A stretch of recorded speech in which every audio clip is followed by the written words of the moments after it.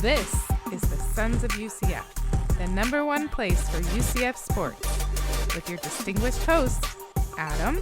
Let's all get together and see who can solve the Wordle the fastest. And Mike. You know, last year I think I said about 30 people in the UCF Sons of UCF group. Let's try to double that. Let's try to get 50. Now, here are the guys. All right, we are back. Episode number 176 of the Sons of UCF show. My name is Adam, and as always, my friend and yours, the UCF's number one fan, Mr. UCF Mike. Welcome back, my friend. How are you?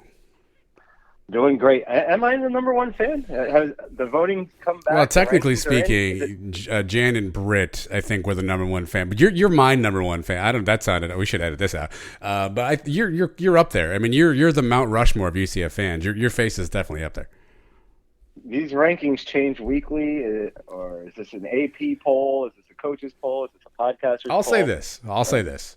I defy somebody else to have the play-by-play, game-by-game recall that you have.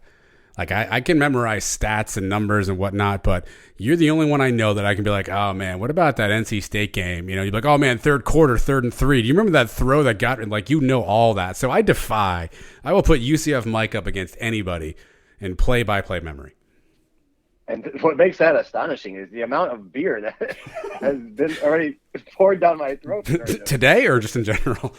And other maybe narcotics. How I remember all those things, I have no idea. But you're right. They just burn. They're burned into my brain somehow. All right. Well, now that we've got Mike confessing to multiple crimes that hopefully the statute of limitations has elapsed on, we will welcome you into the episode, Mike. And this is a good one. Look, I'm not going to lie to you guys off the top. Not a lot of breaking news and notes going on. We'll walk through a few things, but it's been relatively quiet for the last couple of days here around UCF, so we'll talk through that. We got our fun game coming up here. Spring game edition. I'll put Mike on the hot seat and make him give me some answers. Obviously, we have Cow of the Week. And then a fun conversation, Mike, we just wrapped up with Derrick Hallman, who I defy you to – you probably maybe remember his name if you followed UCF for a long time. You go back and look at his stats and look at the impact he had, man. He had a really good career, sneaky kind of good career at UCF. I don't think he gets remembered enough for what he did. So Derrick was fantastic, told some really cool stories. So happy to catch up with Derrick, Mike. And that's episode 176. A lot of good stuff coming up. Yeah, Hallman was awesome. Team captain, and really some of the coolest years to be at UCF. The brand new opening of the stadium in 2007, the first ever bowl win as a senior in 2010. So he went through all the ups and downs, and it was a really nice conversation we had with him. Yeah, wait till you find out what him and his roommate used to do at practice to get each other mad. You don't want to miss that one, Mike. But before we get to all that, do us one quick favor. Make sure you're following us wherever you do social media type stuff. That's at Sons of UCF. Make sure you get on that YouTube channel. Hit the subscribe button for us. Again, we're trying to get up to a nice number there. We got some swag to give away. Trace is doing a fantastic job loading up interviews and conversations for everybody to enjoy. So get on that YouTube channel and subscribe for us too. Make sure you do it to Instagram. We're trying to get the gram numbers up too. So if you want to follow us on the gram, we'd appreciate that as well. And a nice little rating review for the show. That'd be fantastic, Mike. That's really all we ask is you just show us some love on the socials, follow us, do some stuff, and we'll take care of the rest. It's easy peasy. That's right. The better feedback we get, the better show we can produce, and it's helping the show grow. I mean, we're getting some advertisers here coming. Whoa! Breaking news! Hold on, I don't have my breaking news sound already, Mike. And we couldn't do that stuff without the fans, without people supporting the show. Giving us positive reviews and things like that. So we appreciate all that stuff. All right, let's get into the news that's not really news, Mike. We'll start off here. Gus Malzahn, we talked about this last week. He had been in a car accident. A lot of details have still yet to emerge. We know that Gus was the driver. We know that the other passenger, or the other motorist, was a motorcycle. That individual was airlifted, apparently in stable condition, but expected to make a full recovery. But Gus has not spoken to the media since. Oddly enough, Mike, all of a sudden we're getting Tim Harris and David Gibbs at the podium, which we haven't talked to these guys and I don't even know how long. But Gus hasn't really spoken to many people. He's still doing, the recruiting stuff. You see him on social media, Mike. So we're about a week after Gus's accident. Still not a lot of clarity. Does that concern you at all? How much, I know, you pretty much don't let yourself get caught up in the small minutia. How concerned are you at all about anything with Gus in this accident? A little concerned. I mean, we don't know all the details. We know that, he wasn't drinking or anything, or else, we would have heard about that by now, right? I mean, was the accident his fault? Maybe a texting and driving situation. I don't know. I'm just throwing that out there. I'm recklessly speculating. We don't know the details, and he's not saying anything.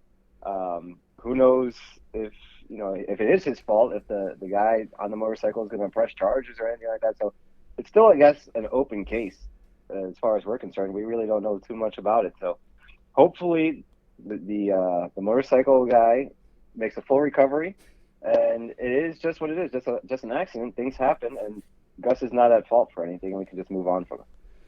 Yeah, I mean, our hope is this is much ado about nothing. I think, if you really want to play conspiracy theory, the fact that, there hasn't been a lot of conversation, the fact that we haven't seen Gus kind of makes you scratch your head a little bit.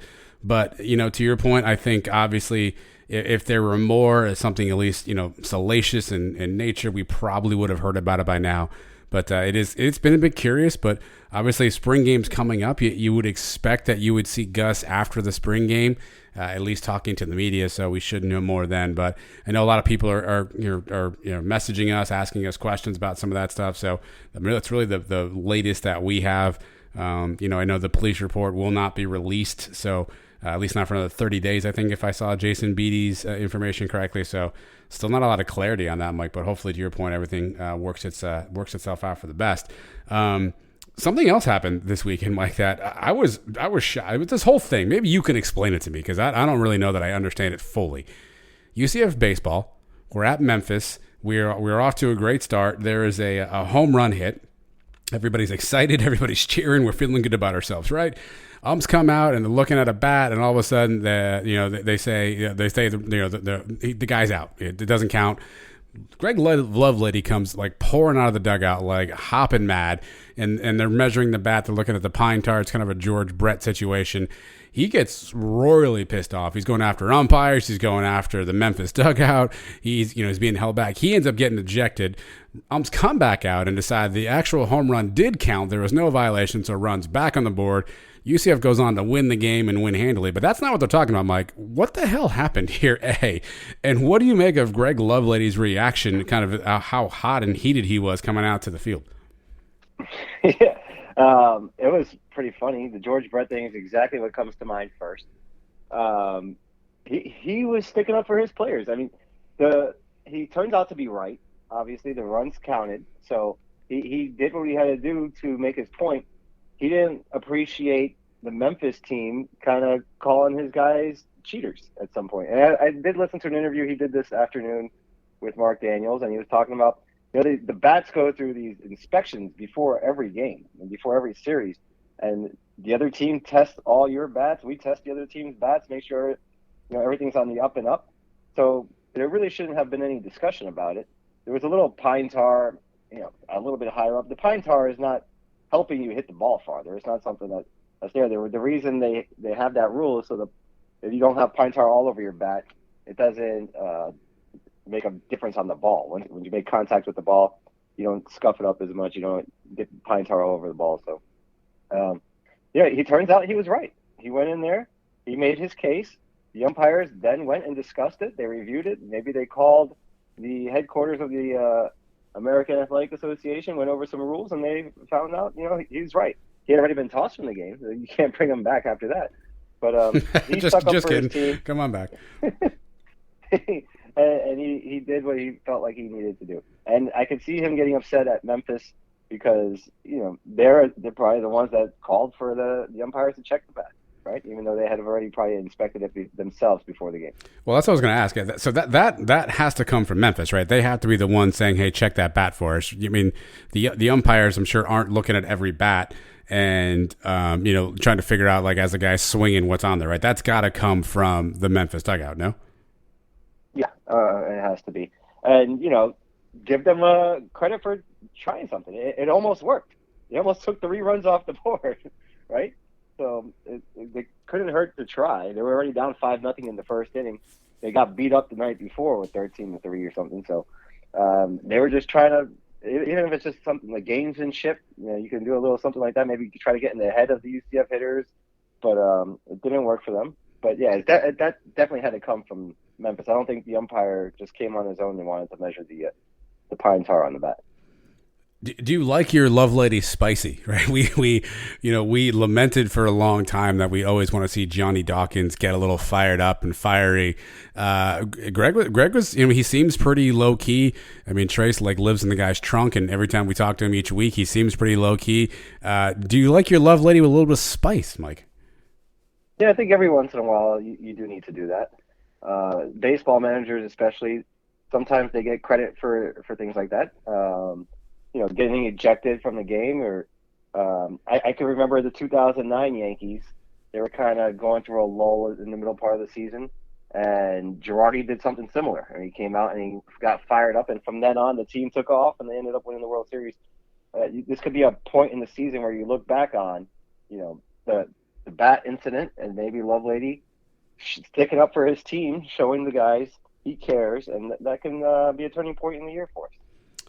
We should mention that we went on to win that game 15-6. We are now 5-1 in conference. We dropped the first one on Friday at Memphis. We win the next 2, including the Pine Tar game. It was wild to see Lovelady kind of that incensed. And you're right. I mean, obviously he's sticking up for his player.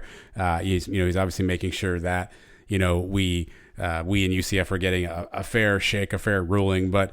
It's interesting the way the umpires handle that too. I know there's challenge flags, right? There's all these challenges, but where do they go with the bat? Who do they call? I mean, I feel like we need some answers on what's transpired in between the no, Sundin is out to never mind, no, it's a home run. Where do you think they went? Can I get a reenactment from UCF Mike on what happens when they leave the field and who they talk to and what they say?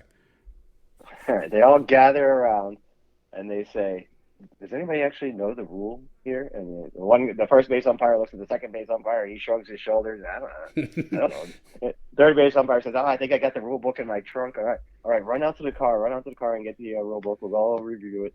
What page would it be on? I don't know. I haven't looked over this thing since last offseason. Then, one of them goes, oh, you know what? Let's just call the commissioner and see what he thinks. All right. So we call up Oresco. Wow. Oresco's too busy. He's napping, right? He wasn't. Somebody else that's in charge of the baseball rules. Who do we got in the office there? All right. And then they explained the whole situation to that guy, and the guy said, the guy hit a ball 385 feet. Just count it as a home run and move on. Give him a warning. Tell him not to put too much more pine tar on the bat. But home run stands. You already kicked Lovelady out of the game? Yeah, there's nothing you could do about that. Did he say did he call you, the word you're not supposed to say? Yeah, he did say that, not directly to me, but he said it to the other coach. All right, he's still got to go. But home run counts. Resume the game as he stands. Nice. That's exactly what happened. I'm glad they didn't call it Resco, because I imagine he doesn't like us anyway, right? And Memphis is staying, we're going. I imagine that would have been somehow we would have lost more runs if Resco had picked up the phone. Yeah, probably. We probably would have lost the night before. You know what? Last night's game, any game this kid's played in with his bat has now been forfeited by UCF. It was a wild scene. It made the rounds on social media. It was on all kind of the sites and all the sort of the funnier accounts on Twitter throughout the weekend. But I mean, again, we always say that we want to see our coaches stand up for players. We lament Johnny Dawkins for we always want him to lose his mind and tell an official something and show some passion and energy. Well, we certainly got that out of Greg Lovelady. And not to mention, Mike, we get the win. We're 5-1 in conference now. So through 3 series being 5-1, I think you take that all day, every day from a baseball standpoint. Absolutely. All you got to do is win series. You win 2 out of 3 every weekend, you will be in very good shape. Now, Memphis is not one of the better teams in the conference, and the Cows haven't been playing well either. But those are the games you have to win. You can't lose those series. And then when it comes to the tougher ones, you got to battle, and still, if you can win 2 out of 3, you take that every single time, doesn't matter who it is. And then every once in a while, you throw a sweep in there. All of a sudden, you're looking at the top of the standing.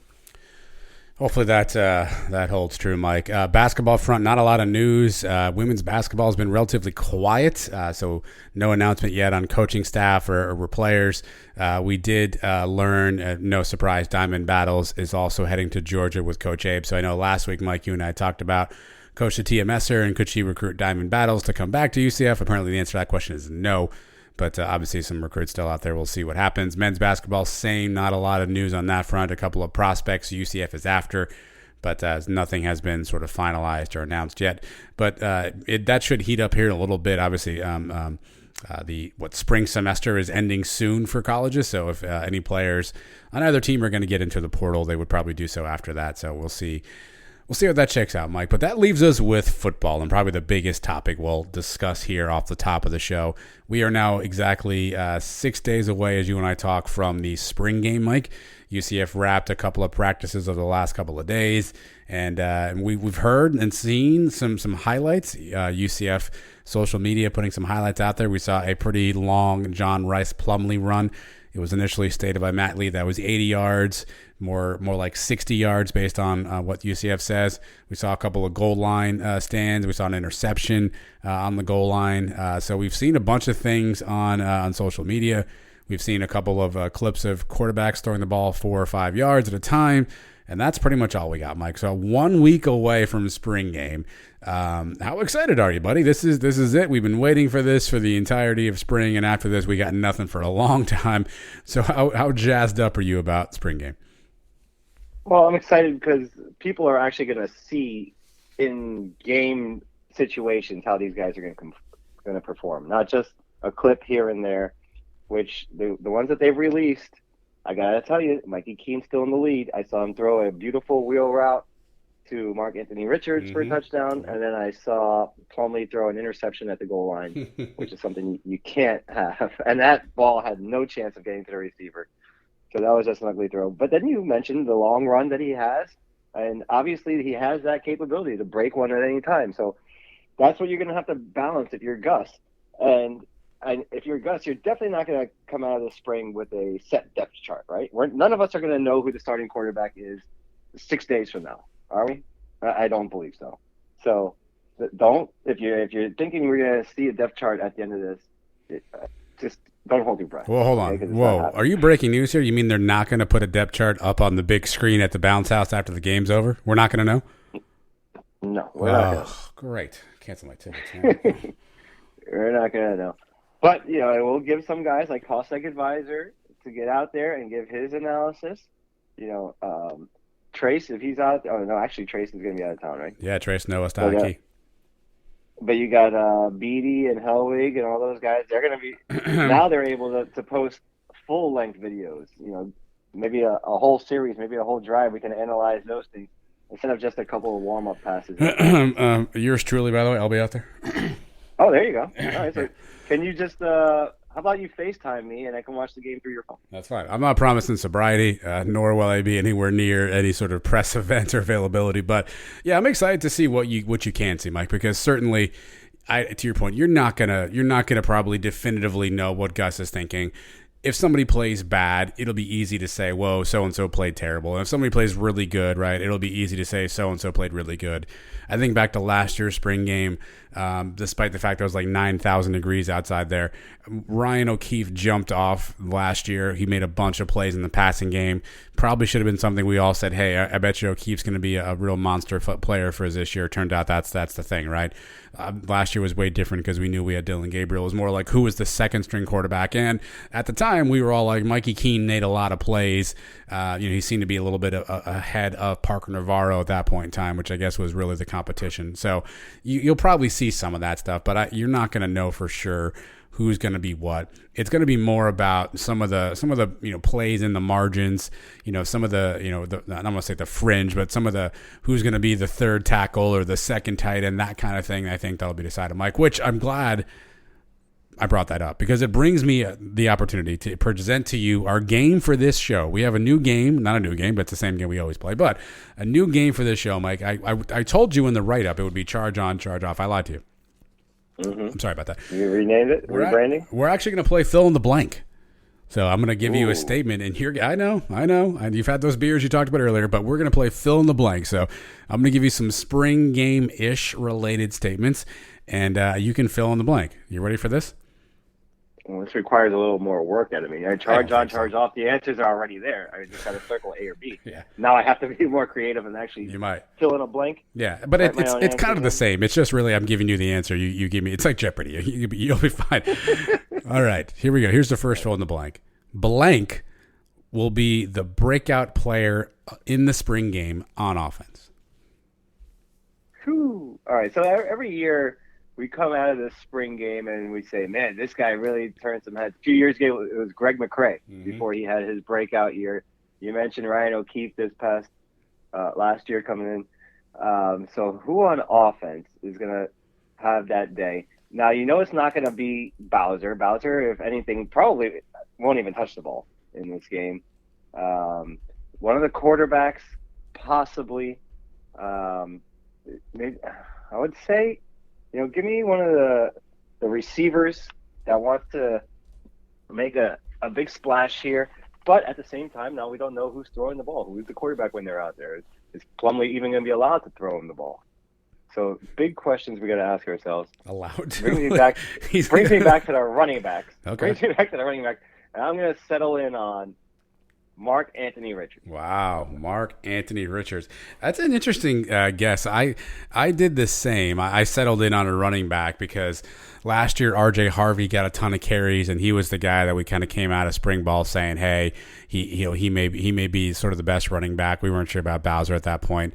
I think Bentavious had not yet left the team, so but we thought he'd be there, and so R.J. Harvey was the guy. I agreed with you, Mike. I stayed running back. I went Johnny Richardson though. Because he's going to get a bunch of touches, obviously, we kind of know, but he's also the kind of guy, he may make one cut and break something like 80, 90 yards, right? He made a huge run last year in the spring game. Not that Mark Anthony can't do that, but I think the big playability, they may give him some sort of a swing pass that he sort of takes the distance. So give me, even though we kind of already know he's kind of broken out, I think we're all wondering, will he be able to take that next step and become a more reliable every down back? So I went Johnny Richardson, kind of breaking out and establishing himself as that number 2 running back, because that's really an open question coming into the spring game. We all know it's Bowser, at RB1. Who's next in line for carries? Does it matter situationally, or will it be anybody? So looks like you and I are on opposite sides of this. You got Mark Anthony Richards, I got Johnny Richardson. Yeah, I mean, if you're asking me who's going to be that number 2 back during the season next year, I'm going to go with Johnny Richardson. We forget Johnny Richardson actually was the leading rusher on this team last year. Yep. A lot of that had to do with Bowser missing a few games, but his yards per carry were higher than Bowser too. So I like what you're thinking there with Richardson, but I'm also thinking the same thing. He's not going to get as many touches, Sure, I don't think, that's in this game. I think you see a lot more of the backup guys. So give me Richards to have the biggest day on Saturday. He's an intriguing one, though, Mike, because we saw when he was at his best, we saw the East Carolina game, how well he played. I think it was at the SMU game. He was really the only one who showed up for a period of time there offensively. He's an intriguing prospect. We basically heard last year he wasn't completely healthy for a lot of the season. He's an intriguing one. I'm curious to see how he plays as well. So, all right, so you've got one under your belt. Here's the next fill-in-the-blank question. Blank will be a defensive player who makes a big play during the spring game. Ooh. All right. Well, we just saw Marco Domio intercept Plumlee at the goal line, right? That's a big play. We did, yeah. I'm thinking it's going to be one of these secondary guys. I think, I hate to say that, but I think we're probably going to see a couple more turnovers in this game. Give me our guy, Justin Hodges. You know how I always pull for this guy? Yep. The local kid out of Weston here. So give me Hodges to come away with an interception at some point. It's a good one. This is a tough one because you also think through the name I want to say, but I just don't know if he'll get a chance, is Josh Elliscar. Because I think he can make a play around the edge, get to the quarterback, but are the quarterbacks all going to be live? Can he hit anybody? I think that's still TBD. They were live for the scrimmage recently. So if they're alive again, I don't think he's going to hurt anybody, right? But I think he can disrupt the defense. So I kind of need to know that caveat before I can answer that. I think Celiscar would be the name I was thinking about going with. But if that's not going to work, and if I can't use Celiscar from that standpoint, Again, the question is who's going to make a big play, not who's going to be sort of a breakout player. So it could be somebody we already know about. I think with that backdrop, Mike, I'm going to go Devod Wilson. I think we saw an interview with him where he's kind of playing some different positions this year. He's playing a little bit more nickel. So we'll see kind of how that impacts him. But I think Devod Wilson, we know he likes to be around the ball, likes to make plays. So Seliskar would be 1A. But if I can't have live quarterbacks, that really hurts my choice. So then I'll go with Devod Wilson 1B. This is a big year for Wilson. We saw last year he's not shy around the cameras. But he's going to be one of the guys that you expect to be the leader on this defense. So to have a big spring game to set the tone, I think would be huge for him. I think Seliskar, too. I mean, it's funny. You mentioned cost seg advisor earlier. Everyone was freaking out a while back about a play. I think it was a Mikey Keene interception. And what everyone failed to realize was Seliskar was basically like, in his face, with QB pressure. So a lot of people are raving about what they've seen from Seliskar and some of the practices that you're able to look at. I think, we talked about who's going to step up next year and be that, that threat to really pressure the quarterback and make the pocket move a little bit. I think Seliskar's got all the tools, Mike. I'm really, really curious. I don't know if we'll see it in the spring just based on the format, but he to me, I'm not saying he's my breakout player of the year so far, but I'm not saying he's not. He was also the guy in the Plumlee video that got pressure on him to force him to run, and he ended up breaking the touchdown. Yeah. But Seliskar's from his very first game at Georgia Tech a couple years ago, always around the ball, right? He's always making an impact, recovering fumbles, tipping the ball in the air. So I expect him to be the guy on the defensive line now to really start taking charge. All right, next one. Blank is the newcomer I'm most excited to see play in the spring game. Blank is the newcomer. All right. Now, can we go? I don't know how excited I am, but for the special teams, kicker, Colton Boomer. Okay. You can be excited about that, yeah. If this kid comes out there and nails a couple 45-yard field goals, I may get a little excited. If I see him kicking the ball through the back of the end zone on every kickoff, that'll get me a little excited. So I know it's not a flashy position, but it's something that we've been lacking the last couple of years. Or, hey, if you even want to say Obarski to answer this question, I'm fine with that too. Give me a kicker with confidence. It's not a newcomer, though, by the way. Oh, the newcomer. Okay. So I don't want to say Obarski. Right, so then, give me Colton Boomer. Newcomer. Can he come in and take this job his first year, or is he going to be backing up here? Obarski to start you. Man, this was a trick question. I was for sure you were going to say Castellanos as the newcomer that you were excited to see. I was for sure I was going to bait you into a Castellanos answer here. You went off the board on me with Colton Boomer. So I have to adjust my answer, although I don't think I will. I had two written down here. I think I'll go with Kamor Gamble, who is the tight end transfer from Florida. We saw, obviously, the tight end position last year. Didn't get a ton of productivity outside of Alec Collar. He kind of really emerged as our main tight end threat. I don't think Kamor Gamble came here to block 60 plays a game. So you got to assume at some point UCF's going to try to find ways to get him into the passing game. Don't know if we'll see that in the spring. Don't know how much of that will be on display. But I'm really curious to see what kind of wrinkle he adds into the offense, assuming we live in a world where Mikey Keene is our quarterback. A quarterback's best friend is a safety valve over the middle. If that could be Kamor Gamble for 6-7 yards, somebody who can, he can kind of throw the ball to get out of trouble. So I'm really curious to see how we integrate him in the offense. We know we have speed on the outside with Keefe and Jalen. We know we have good running, with all the guys we mentioned earlier. We know the line is kind of coming together. Give me Kamor Gamble. I'm really curious to see how he fits in the offense. Yeah, he could be a big weapon for us there in the middle of the field. Don't sleep on Alec Holler. I'm not sleeping. No, I'm wide awake on Alec Holler. Wide awake. Yeah, nice end to the season specifically. Even the Florida game and the last couple games of the year, he did some nice things. So I think the tight end production is going to increase this year. Gamble is going to be a big part of that. Castellanos, that is a good one to mention there because though we don't expect him to be the starting quarterback this year, I do want to see a couple of plays where he dazzles us. looks or does something to grab some attention, because we've heard about it in practices. So if he can do that in a game situation, that'll just rile up the fans even more. I'll give you a reprieve on this one then, Mike. Here's our next one. The quarterback with the most touchdown passes during the spring game will be blank. Oh, most touchdown passes. I said passes. Now, that's a tough one. Passes. Right. I know. But at the same time, I mean, you don't know how the game's playing out. He throws a pass and the guy gets tackled at the 2-yard line, and all of a sudden they're handing off, well, probably not Bowser, but you're handing it off to a running back. It's hard to tell. But if I had to guess, give me Mikey King. Okay. King Kong. I mean, he's going to throw a couple of touchdown passes and then maybe be done for the day.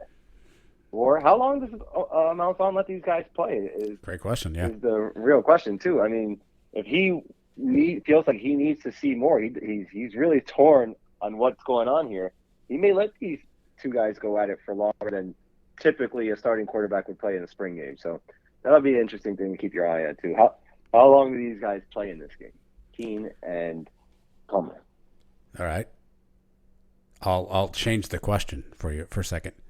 John Rice Plumlee will throw blank number of touchdown passes in the spring game. Give me one. Okay. You know, I don't want to say he's going to get shut out. Give me one. I'll say he's definitely going to run one in at some point. But so maybe a couple touchdown performance. No, I really want to see is him not turn the ball over. I've already heard about it too much in this spring camp. If he can go out there and have a clean game, and whether he throws a touchdown or not doesn't really bother me, but if he can go out there, no interceptions, move the chains, and if he wants to run one or two in, that's beautiful too. But just take care of the football. You kind of answered this one earlier, so you take the fun away from me. Blank will make the most kicks and extra points during the spring game. Was it just the 2-horse race here too? I mean, there are other kickers. Garen Boniel's on the roster still. I think. I mean, there are other options, I suppose, but I imagine it's going to be just those two. All right, I gotta think that Obarski's going to get the bulk of the work early in this game, right? So if he's considered the starter, the incumbent starter coming into the season, maybe they let him do all the kicks in the first half. So I'll say that he hits his kicks. I want to get on the right foot here with Obarski. Okay. No pun intended. Yeah, I'm sure that wasn't you. All right. The most important thing that you want to see in this spring game is blank. Cool. I want to see an offense that looks like it's running on all cylinders. You know, moving the chains, keep nice long drives. You know, just moving the ball up and down the field, even though that doesn't say much for the defense. So how are they going to do it? They're going to have the starters versus starters, or are they going to have the first string offense against second string defense, and vice versa? I'm not sure. I think last year was 1v1s for a while at least. I think it was 1v1. All right. So, I mean, as much as I want to see the offense go up and down the field, I also want to see the defense shut them down. So I don't know who do you root for in this game. When you go to this game, you're rooting for. So points, here's the problem. Now you're just killing the game, because the next question was, in the spring game, I'm rooting for blank. So now you're just killing my game here. That's a fair question though. You see an 80-yard touchdown pass and you're like, oh my God, look at that, and then you realize it was our own DB who got burned, right? So you're really playing with fire either way. Really, you want like a 3-3 slobber knocker, I guess in the end, but. That's why I'm curious. Where do you think we need to see the most development, growth, whatever that word for you would be? It feels like and you correct me if you think you feel different. We feel better about what the defense can do. We saw sort of the kind of defense we had, even though we've got some moving parts. I feel like most people would feel more secure about what you know of the defense versus what you know about the offense. So my thinking would be people want to see how the offense kind of runs and moves. But I don't know. I mean, do you feel that way? Do you feel like you have less questions about what the defense can do? I don't consider our defense was good last year and it was getting better, but I don't consider it a top-notch defense, one of the best defenses we've ever had. I mean, we're losing some key parts of that defense. Big Cat Bryant, Kalia Davis, those guys. So I expect our offense should be able to move the ball a little bit. Now, I think defense is usually ahead of the offense in the spring, so maybe that'll even things out a little bit. But I'm going to root for the offense to put up a couple touchdowns, but defense to not embarrass themselves. Yeah, again, I guess I'm rooting to see what, to your point, I think last year's offense, especially down the stretch, and yes, we had a lot of injuries. It looked super constipated at times where, we were winning games like 16-13 in 2013, and, the defense kind of held some things in check, and we just made just enough plays where we could, eke out wins. I want to see us have more control of the offense, be able to put up drives to score points when we have to, and not look as out of sync or as if we're not necessarily able to throw a full arsenal of plays out there. So I don't know if that answers the question. I just want to see more of the offense, and I think the offense we thought we were going to see, and not sort of that constipated, everybody's injured, and we have a true freshman version that we saw end the year. Although, to be fair, offense was a lot different, playing Florida. But I want to see, have we unblocked the constipation? All right. Yeah, more smooth flow from the offense, I can see. Maybe even pick up the speed a little bit. I want to see how they do in the red zone. I want to see how they do in the 2-minute drill, things like that. And then a most important thing, I think we say this every year, no injuries, right? I'd love to see nobody get seriously hurt, or nobody get really banged up. It's football. People are hitting each other. There's going to be nicks and bruises. But I think obviously the most important thing is not to see any injuries. But again, I also think it's how the offense gels together. But we say this every year in the spring game, nobody get hurt, no injury free, nobody take a risk on anything. We talked to Derrick Hallman a little bit about, guys having an unwritten code of taking care of each other. Hopefully that holds true, and we're not talking about some stupid injury or something that took place during the spring game. Yeah, it's a tricky situation because you have guys that are trying to make a name for themselves, guys that are trying to earn their starting spot on their roster. So it's hard to tell them, kind of take things easy here and there. But at the same time, we are playing against our own players, so you can't take any cheap shots. You can't do anything stupid that's going to hurt the team in the long run. So I think they all understand that. And as long as they're all hustling, playing hard, I don't think you have any problems with anything. So right. As long as nobody gets hurt, we're good. Let's get down to the important questions. Gus Malzahn will wear blank on his head. Well, does he have any visors left? They gave away a few of his visors, right? I did see that the visors were out on the earth there. Yeah. He's gonna have one of those big sombrero hats on. Okay, you're going big straw hat. Okay. Yeah, I think that's the way to go. Yeah, he's been sporting those. What's the weather supposed to be like? It's pretty hot and sunny, I believe. I don't know how solid these forecasts are this far out, but I think we're looking at hot and sunny. Let me pull that up for you. But he's been wearing those bigger, sombrero style caps. Actually, a high of 87, low of 67. Looks like it's partly cloudy or partly sunny. However you view that in your life, Prism. So 87's the high, Mike. It's pretty warm, and it's a noon kickoff. Yeah, it is. Yeah. Well, they don't kick off; they just throw the ball around. But yeah, it's gonna be a hot one. So yeah, I expect him to get as much shade as he can. One of those big sombrero hats, and I don't know. He's not a shacket guy. He just wears a regular T-shirt, right? Polo shirt, shorts. I assume, right? He's going. He go shorts. He's got to go shorts, no? Yeah, I would think so. I told him to wear the shorts. I know you did during a game. He seemed to like that. You should start doing that. Yeah. So you're saying no visor, that he skews the visor and he goes more with the sun protective, larger style bucket / Bahama / sombrero hat. I believe so. I think that's what he's been wearing during the practices. Yes. Yeah, I think that's how he's going to go. All right, I think you're right. No, I don't know why he wouldn't break one of those out during. You think he would wear that during a game, say a noon kickoff in September at home? I think the headset's the problem. But he's going to have a headset on for this one too, you would think, right? I feel like maybe he might. Yeah, that's a great point. Maybe they go walkie-talkie. Maybe, that's a good point. Well, I guess we'll find out. Maybe you're wrong. Maybe he won't go. But he has to have a headset. He has the headset on during practice too, because he's always got that mic on. So either they've fancied him some sort of a new headset situation, or maybe this isn't as much of a slam dunk as we thought. Interesting. Now we got to get in touch with Monster the Barber again. If he got a fresh haircut, say he gets a fresh haircut on Friday, he's not wearing any hats. He's going out there to show off the hair. Right? Yeah. That's fair. You would think if he gets a fresh cut, yeah. I mean, you got to show it off. I'll ping Monster the Barber, see what he has. All right, here's the other most important question.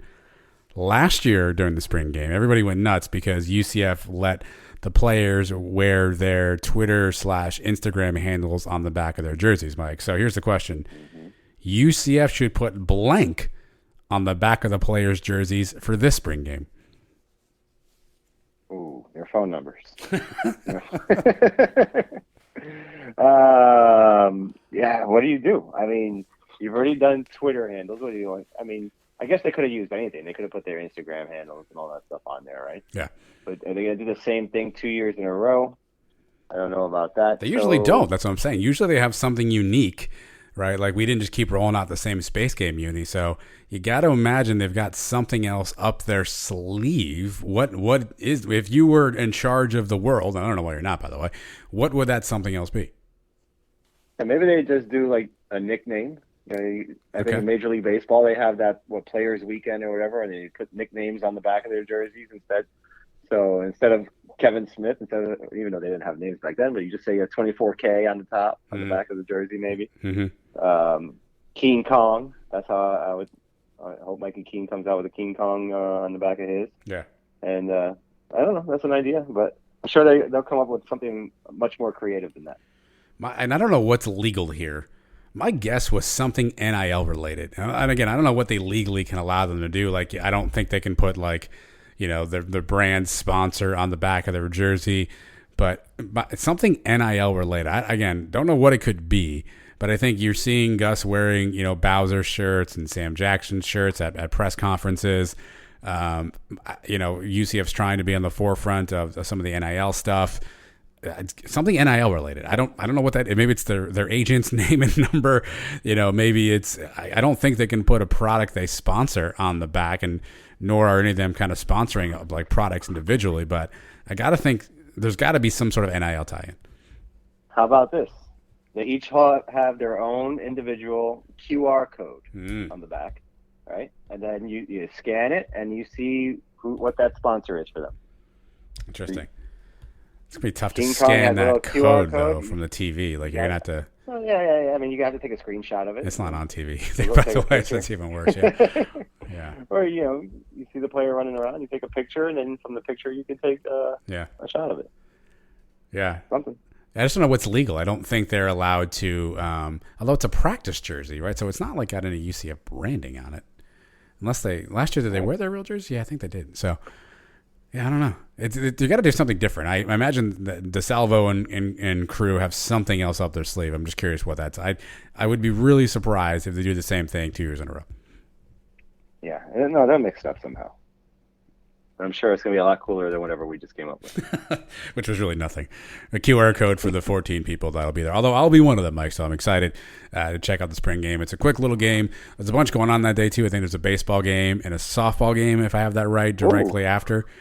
So if one was so inclined, it's a TBD. It's a TBD. We'll decide kind of how the family's going, bringing the family down. The kids want to go.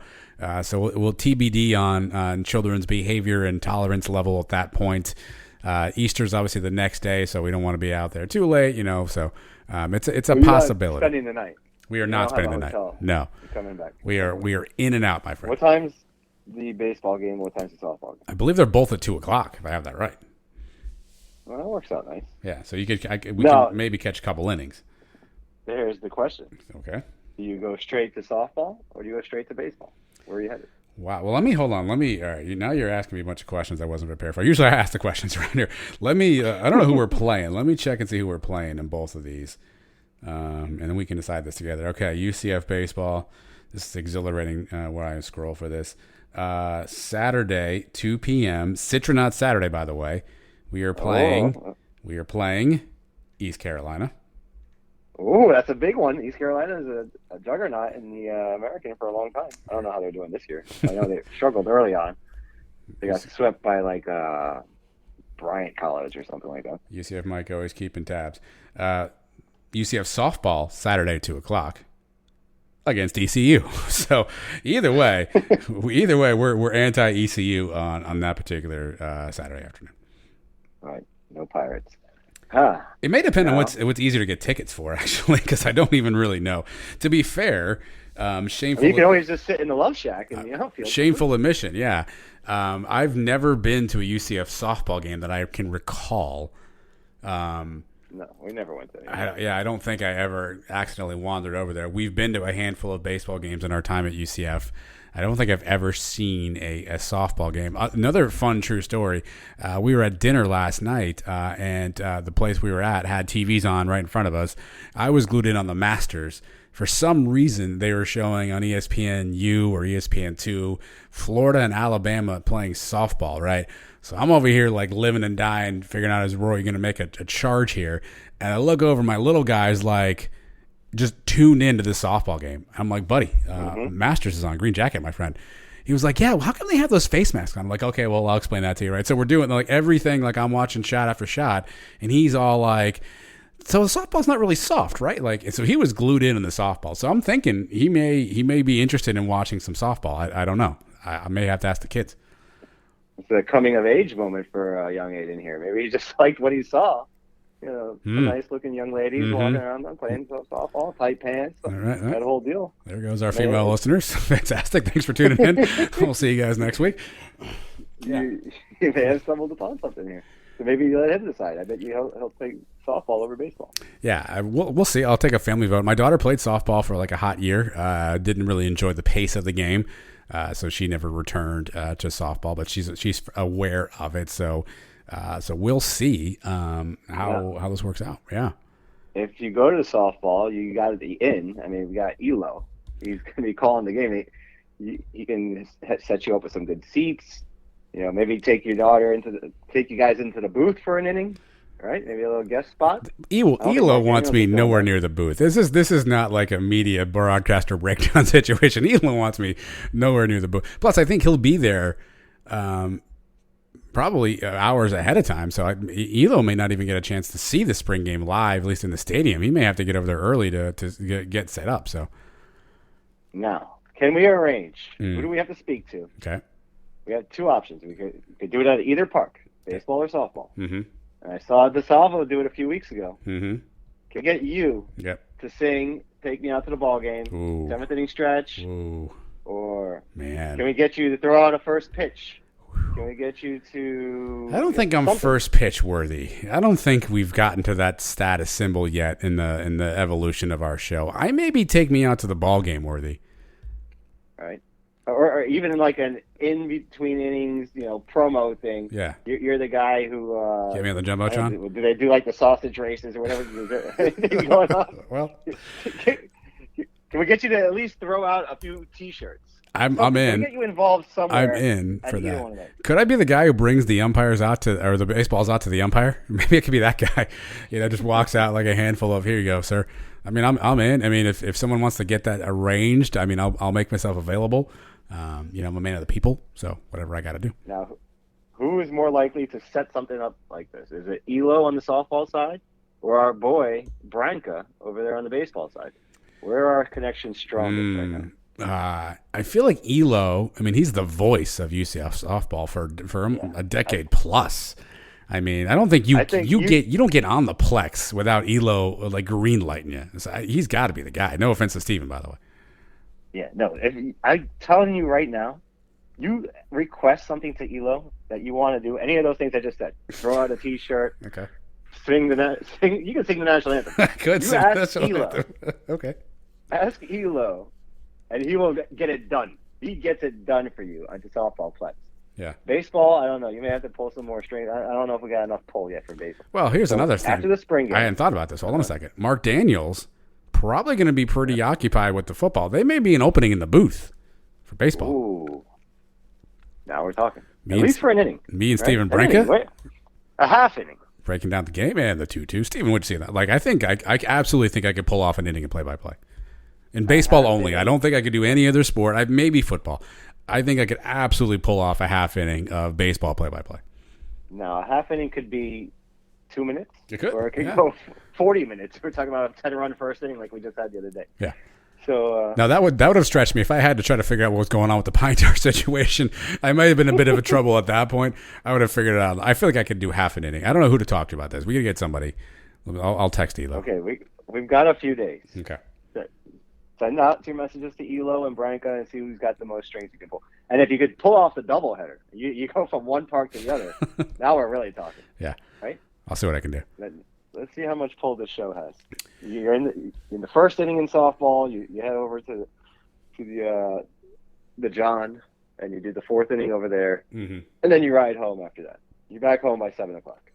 That's quite a day. I'm in. And whoever needs to make it happen, we'll see what kind of pull we have, which means none of these things will go on. Mike, what we do have pull for, though, is a fun interview with Derrick Hallman. That's coming up right after this break here. Don't go anywhere. I got to message somebody. Sons of UCF.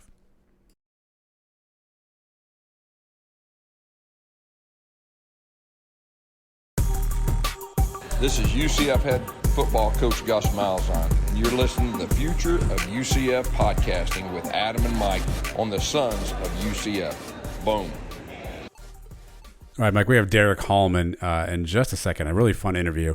For those who maybe not remembered about Derrick's career, just a great career at UCF, Mike, and I think you'll enjoy that conversation, which you're going to enjoy also in this space in the near future, Mike. We're working on a really cool sponsorship situation. Yes, the Manscaped stuff was cool. We got some free swag out of the deal. Hopefully you guys enjoyed some stuff as well.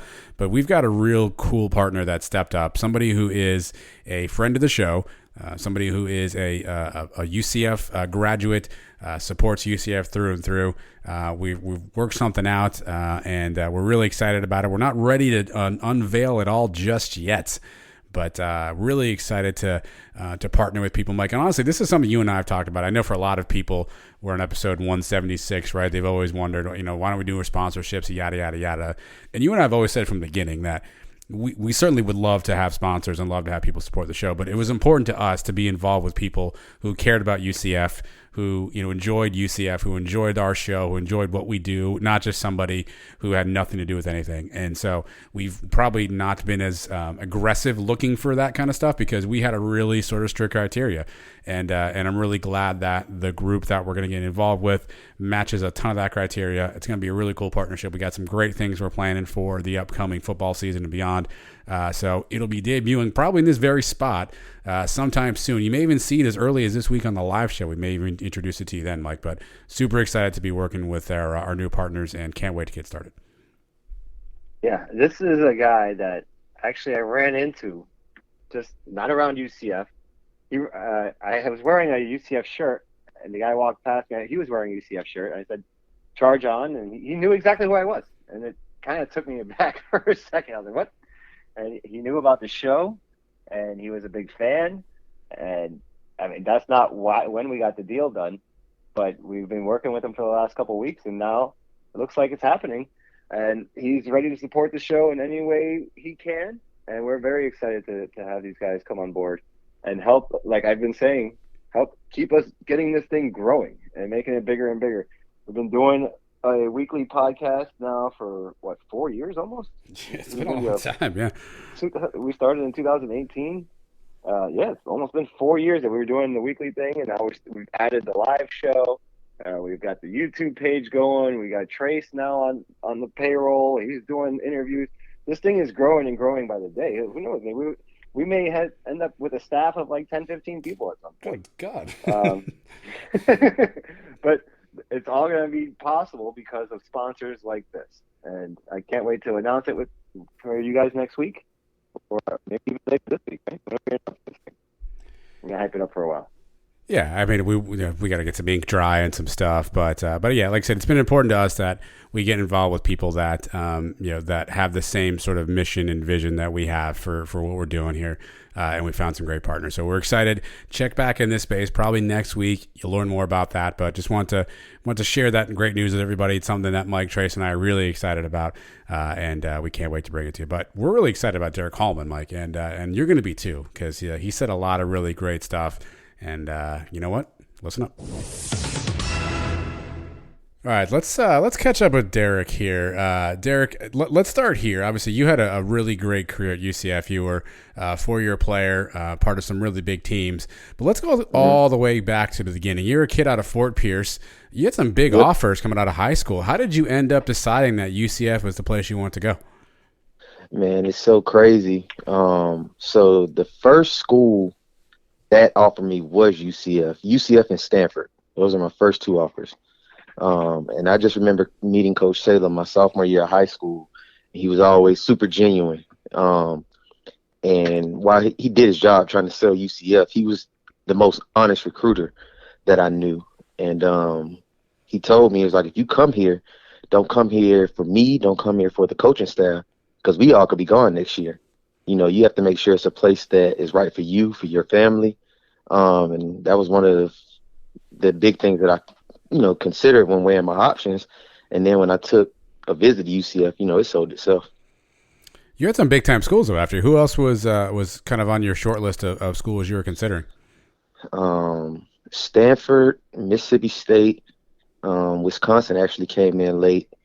And then I don't know if you're familiar with the name Sonny Lubick. He coached at Colorado State. Sure, yeah. That was the dad, but his sons, one of them was at Ole Miss, and one was at, I believe it's Arizona State, I think is the other school. So those were all the schools I was like mainly considering. I was waiting on an offer from Florida and but those never came through. Well, how was UCF perceived back then? So just the context for people who are listening in. I mean, this is 2006 that you're thinking about, going to college. I mean, that's 2 years. Yeah, I graduated in 07. Yeah, I graduated in 07, but yeah. This is 2 years removed from UCF going winless under George O'Leary's first season. Obviously, the program was still kind of on the up and up. How was UCF perceived back then, like by your classmates and your teammates? Were they like, man, you're going to UCF? Or was it something like, hey, they just respect that you were going to a school? What was the perception like back then? You mean like the guys I went to high school with? Yeah, like your high school teammates. When you came walking in that day with that UCF hat and you're like, hey, guys, I made my decision. Were they like, what? You're going where? Yeah. Everybody probably thought I was going to go to Mississippi State because Jamar Chaney, he was from the Fort Pierce as well. He went to Mississippi State, ended up going to the NFL. They thought I was going to follow him. But when they saw that I chose UCF, it was a bit of a shocker, but not for my family because they all knew why I was going there. The proximity close to home, it'd be easy for my parents or the rest of my family to come to my games. My grandma doesn't believe in getting on planes. So I had to be somewhere, close, relatively close for her to drive to. I'm sure Coach O'Leary had some impression he made on you to maybe seal the deal for it. What was your first impression of Coach O'Leary? Just very straightforward, very direct. He wasn't one of those people that said, oh yeah, you come here, we'll give you the world. He's like, I'm going to give you the opportunity to come here and compete. And it goes back to Coach Salem, because that's who recruited me, Tim Salem. I asked him, Coach, how do you see me? He was like, honestly, he's like, you're one of the hardest working people, if not the hardest working person that I know. He's like, I see you having the ability to come here and be a team captain and having the potential to start from day one. And I was able to accomplish all those goals. What about the campus back then? It's nothing like it is today. The stadium was just being built. It was just about to open up for you guys. What do you remember about like the training facilities and all the other stuff we had going on back then? It's so crazy to think about where the school is now compared to when I was there, because when I was there, I was just flabbergasted. I'm like, man, this is crazy. Just the dorms, like being in Tower 4, the proximity of the Dench close to it. And it's like now, while the towers are still there, the Dench is like completely different, and the rest of the campus is completely different. I remember I went back a few years after I graduated and they had dorms across the street, where the night library and the McDonald's and all that stuff used to be. And then there's a bunch of, new buildings on campus. So it's like, I guess the acronym under construction forever is true because it's always something new going on, man. Yep. You played a bunch as a true freshman, which, back then was really kind of unheard of. A lot of guys came in from high school. They spent a year in kind of the weight program, and they got on the field. But you got on the field a bunch. I mean, you played from game one as a true freshman. Were you expecting to play as a true freshman? Were you hoping to redshirt? Like, how did all that come together for you? Nah, my standard coming in was to be college ready. I had a very good strength coach in high school named Dave Jacobs, who he has a facility now. He doesn't coach high school anymore. But he's a great strength coach coming out of high school. So, I don't know. I came in as a safety. And whenever we did any type of contact drills with the receiver, I just remember rocking all the receivers. But, our secondary was pretty talented with the quote-unquote smoking aces with Joe Burnett, Jay Smith, and Jonell and Sharif Rashad. So, I remember Coach Huxtable. He was a linebackers coach at the time, pulled me into his office, and he asked me, he's like, hey, man, like, what do you think about moving down to linebacker? Because we were pretty thin at backer. And, I had the physical acumen and the mental acumen to do it. I just didn't necessarily have the size. So I was a little nervous about it. But, anything to get me on the field and that would help the team win. So I said, of course. And that was probably the first week of camp and never really looked back. Yeah, where were you at those? I mean, on your senior bio, you're listed at 6'2", 213. Where were you at as a freshman? Say again? Where were you at as a freshman, just height and weight? As a senior, you were listed as 6'2", 213. Where were you at as a freshman at height and weight? Probably about 200 pounds, a little over 200 pounds. And it's so crazy. I could never keep on weight. I remember coming into my senior year, I had finally got up to about 225, close to 230, and I had all four of my wisdom teeth removed, and I lost close to 20 pounds in a 2-week span. It was crazy. Must be nice. I look at a donut, I gain 10 pounds these days. But going back to your freshman year, you Mike mentioned earlier, but Stadium opens up that season. Texas comes to town. You play in that game. You actually had a fumble recovery in that game as well. What are your memories of that day, kind of opening the stadium? Obviously, everybody was hyped. That the crowd was crazy. Texas coming to town. And again, you had a pretty nice game yourself. What are your memories of that first game against Texas in 2007? Saltiness, man. Saltiness. Yeah. It's an open wound. But the environment was crazy. It was crazy. I remember how loud it was. I remember, the butterflies that I had. I remember the plays that I didn't make. And I kind of had like a welcome to college moment because I remember a tackle that I missed on like the opening drive on Quan Cosby. I'll never forget. And then I remember how fast Jamal Charles was. Sure. But I just remember like being so close and, us not coming through, being able to pull it off. Kind of sucks. And my roommate had a pretty good game too, Kamar Aiken. Yeah. I remember. Yeah, a couple of plays here and there. Lawrence Young is the one that always sticks out to me. He drops that interception, right? I think we were up 3 at the time. We probably would have been up 10 if he catches it. Yeah, man, I remember that as well because it's so crazy. And when you think back on memories, you don't think about the plays that you made. You think about all the ones that you didn't make. You know what I'm saying? It's like, man, what could have happened? What would have happened? Had I, came through and made that play. Well, if that one didn't hurt enough, what about this one? 64-12 over in Tampa. My God. I still have nightmares about that game myself. Listen. You're still pissed too, right? Listen, man. You could blame it on the players. A lot of people don't know this, but coming into that game, freshmen had played a lot, and I'm probably spilling a little bit of beans here, but you go back and look, the receivers had a different starting lineup. I was coming off of an injury because I missed, I think, 2.5 games a year. I didn't play East Carolina.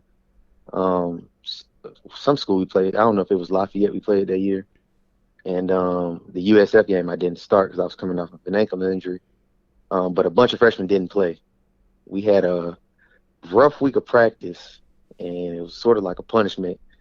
And I'm not saying it would have made a difference because USF was a heck of a team that year, but I don't think it's 64-12 out of the gate. Yeah, that was ugly. But, I mean, you guys rebounded from that nicely. You win 7 in a row after that. We go on. We win the conference. We get to the Liberty Bowl, 10-win season. You had to feel good about where the team was headed from that point on, right? Yes, indeed, man. Yes, indeed. It's looking up. But, yeah, going back to the USF game, it just sucks because I got a few friends that went to USF. And no matter how many games we've won since then, that's the score that they always bring up. Yeah. But, yeah, looking forward to the rest of the season. Or looking at the rest of the season, yeah, I really thought, the next 3 years, like, no way, we're not losing any more games. But, guys leave. Team chemistry changes each year. So, yeah, you fall short of some goals. Well, yeah, I mean, 2008 starts, and obviously, look, a pretty rough start. I think you remember it, losing 7 of the first 9. But you were a young player back then, right? So you're still trying to find your way. You're still trying to make plays. Obviously, the team isn't having the success that you want or anybody wants. How did you keep yourself kind of mentally in the right spot, right? Because you're trying to get better. You're trying to make plays, but things aren't always going your way. You're still a young kid trying to find your way. How did you keep yourself kind of mentally engaged in that 2008 season, even though things weren't really going the way the team wanted them to? Out of all my years there, that's like the one year that's kind of like a blur. We had some bad losses, and we had some really close losses. I think we had 3 or 4 really close losses. So we could have been a 8-win team, and I think we were a 4-win team. But just staying engaged. I mean, Coach O'Leary made sure we were focused and prepared every week. It was just all about execution. And, obviously we didn't do that.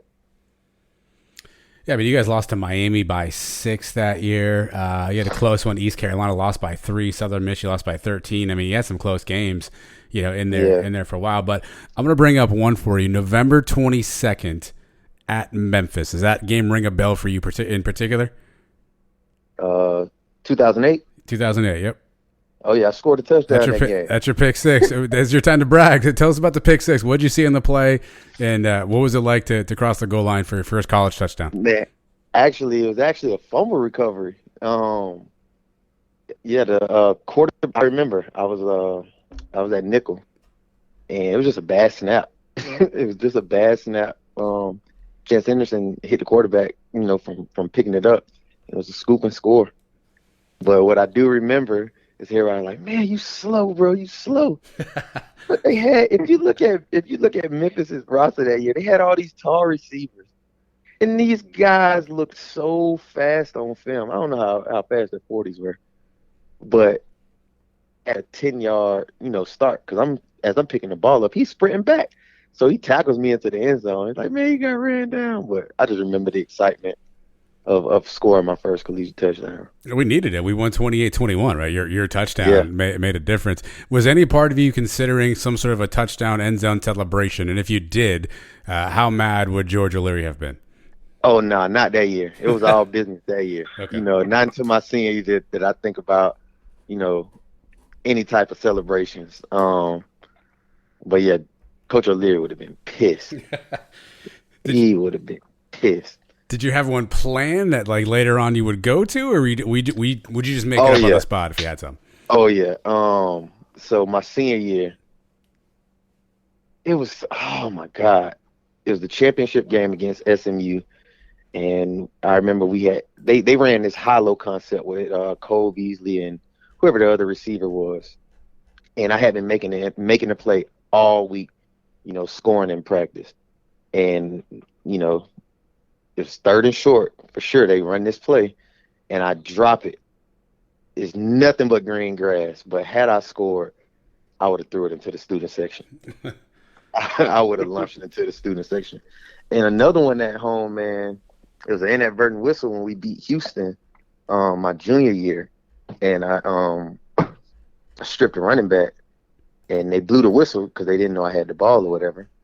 But, again, at home, I probably would have threw it into the stand, because by that time, I felt that I had built up enough confidence from the coaching staff that they wouldn't have benched me. I would have got yelled at or got punished in practice, or I would have took that penalty. What kind of punishment are we talking about? Up, downs, gassers, or what do you think you would have faced? Oh, my God.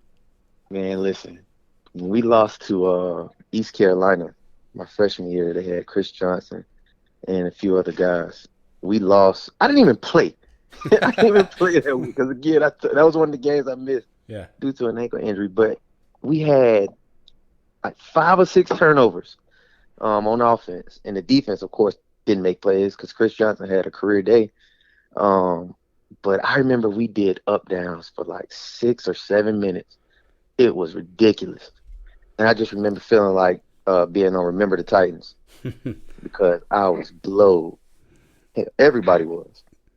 Well, I mean, actually, so that was a tough one. You guys were up 28-17 at half, and then we had 5 turnovers in the third quarter. Kyle had 2 picks, Greco had a pick, and there were 2 fumbles between Kyle and Kevin Smith. So 5 turnovers in a quarter. I'm sure GOL had to be just steamed on the sidelines. Yeah, man, that was a very, very rough week of practice. Full pads every day, extra conditioning, ball security drills on offense, practicing special teams, everything. I think he ran a kickback too. Yeah, I was gonna say I'd never heard of him until that day, and oh my God, I couldn't stop dreaming about that guy afterwards. Yeah, that dude was the truth. Oh my that God. dude was the truth. So in 2008, we were talking about it was kind of a down year. There was no transfer portal back then, but you mentioned the team chemistry changes year to year. How many guys do you think would have probably jumped in the portal during that 8 season? And would you have thought about it? No, I mean, I thought about it, but I wouldn't have left, man. That's just not the way I'm built. You know, I tell somebody I'm gonna do something, I'm gonna do it. You know, and whether that's, you know, my loyalty to and commitment to a school or whatever. But I know for certain a few guys would have done it because we talk about it. You know. Is it just guys not getting playing time, or they don't agree with the coach? Guys getting playing time. Just a few different reasons. I remember one of the big things coming out of high school was that we're changing over to Nike. You know, a lot of things, man. Not being able to have your number on your jersey. The grooming policy was a big thing for everybody, including me. I hated it too. And then just the swag, man. I just feel like we didn't have drip like that, but it wouldn't have been big enough for me to transfer. But it was just one of those things that, you know, I just really didn't like. The grooming policy was big for me, man. I hated shaving because I hate my bare face. All right, and then in 2009, you move over to safety. You mentioned you played safety in high school, so to kind of make that transition a lot easier, did you enjoy moving that back over to the secondary? My junior year? Yeah, in 2009. Yeah, man, that was cool. Yeah, I really enjoyed it. I was excited for that season. If what's his name, Jordan Richards didn't get hurt against East Carolina that year, I probably would have finished the year at safety. But no, I really enjoyed it, being on the back end again. Got an opportunity to make some plays, but when I moved back to linebacker, I feel like it had made me better, you know. What's the biggest difference between the two? You just get more time to line somebody up for a big hit at safety, or? I just feel like the opportunity to make more plays when the ball's in the air. Because, you know, I played, quote-unquote, Sam, but it's really a weak side linebacker and nickel in our defense, but we called it the Sam. But being back at safety, man, just having the opportunity to make more plays on the ball, that's what I really enjoyed about it. Going back for a second while we're on the topic, transfer portal, what are your thoughts now, obviously as a former player, someone who's now left UCF, seeing what the transfer portal is or what it's become? What are your thoughts on the transfer portal in general? Is it a good thing, a bad thing? Is it a needed thing? What are your thoughts? I'm indifferent about it, but I feel like it's necessary. Of course, I don't like it when we lose guys, but I love it when we gain guys. Sure. So, you know, it's kind of like a gift and a curse, but I feel as though as long as coaches can leave without any penalty and take jobs elsewhere, I feel like a player should at least have the opportunity to do that once, because a coach, I feel, affects a program for a lot longer than a player does, you know, because, you know, you have a guy like Coach Frost come in and take us to new heights, you know, and you only build upon that. Whereas unless it's someone like McKenzie leaving, like I'm just saying like a big time player, a one-off guy it may suck for that season, but it's not going to have a detrimental effect for years to come. That's fair. All right, getting back to 2009, the other thing that happened in 2009, George made a bunch of staff changes, especially on the offensive side. You guys got a second straight year with Huxtable as kind of the defensive coordinator, but a lot of changes kind of on the staff overall. Do you think, I mean, you mentioned kind of team chemistry. Do you think that's what the team needed at that point? Do you think those staff changes really kind of helped springboard UCF into a better 2009 season and 2010 season? Or do we as fans, do we overblow that stuff? Does it really not matter to y'all? You're going to play hard no matter what. Whoever's the coach doesn't really matter for your position. Or do those changes actually really make an impact for the players in the team? The going into 2009, I think the biggest thing is that the year Coach Tabb came? Yes. Yep. Yeah, so I feel like the scheme offensively changed, man. We opened it up a little bit. I feel like when I look back on it, we threw the ball a lot more than when Coach Saban was the OC. But I feel as though we had a lot of weapons on offense, and they were finally starting to use them. I think that's the year we got Brett Hodges at quarterback. Yeah.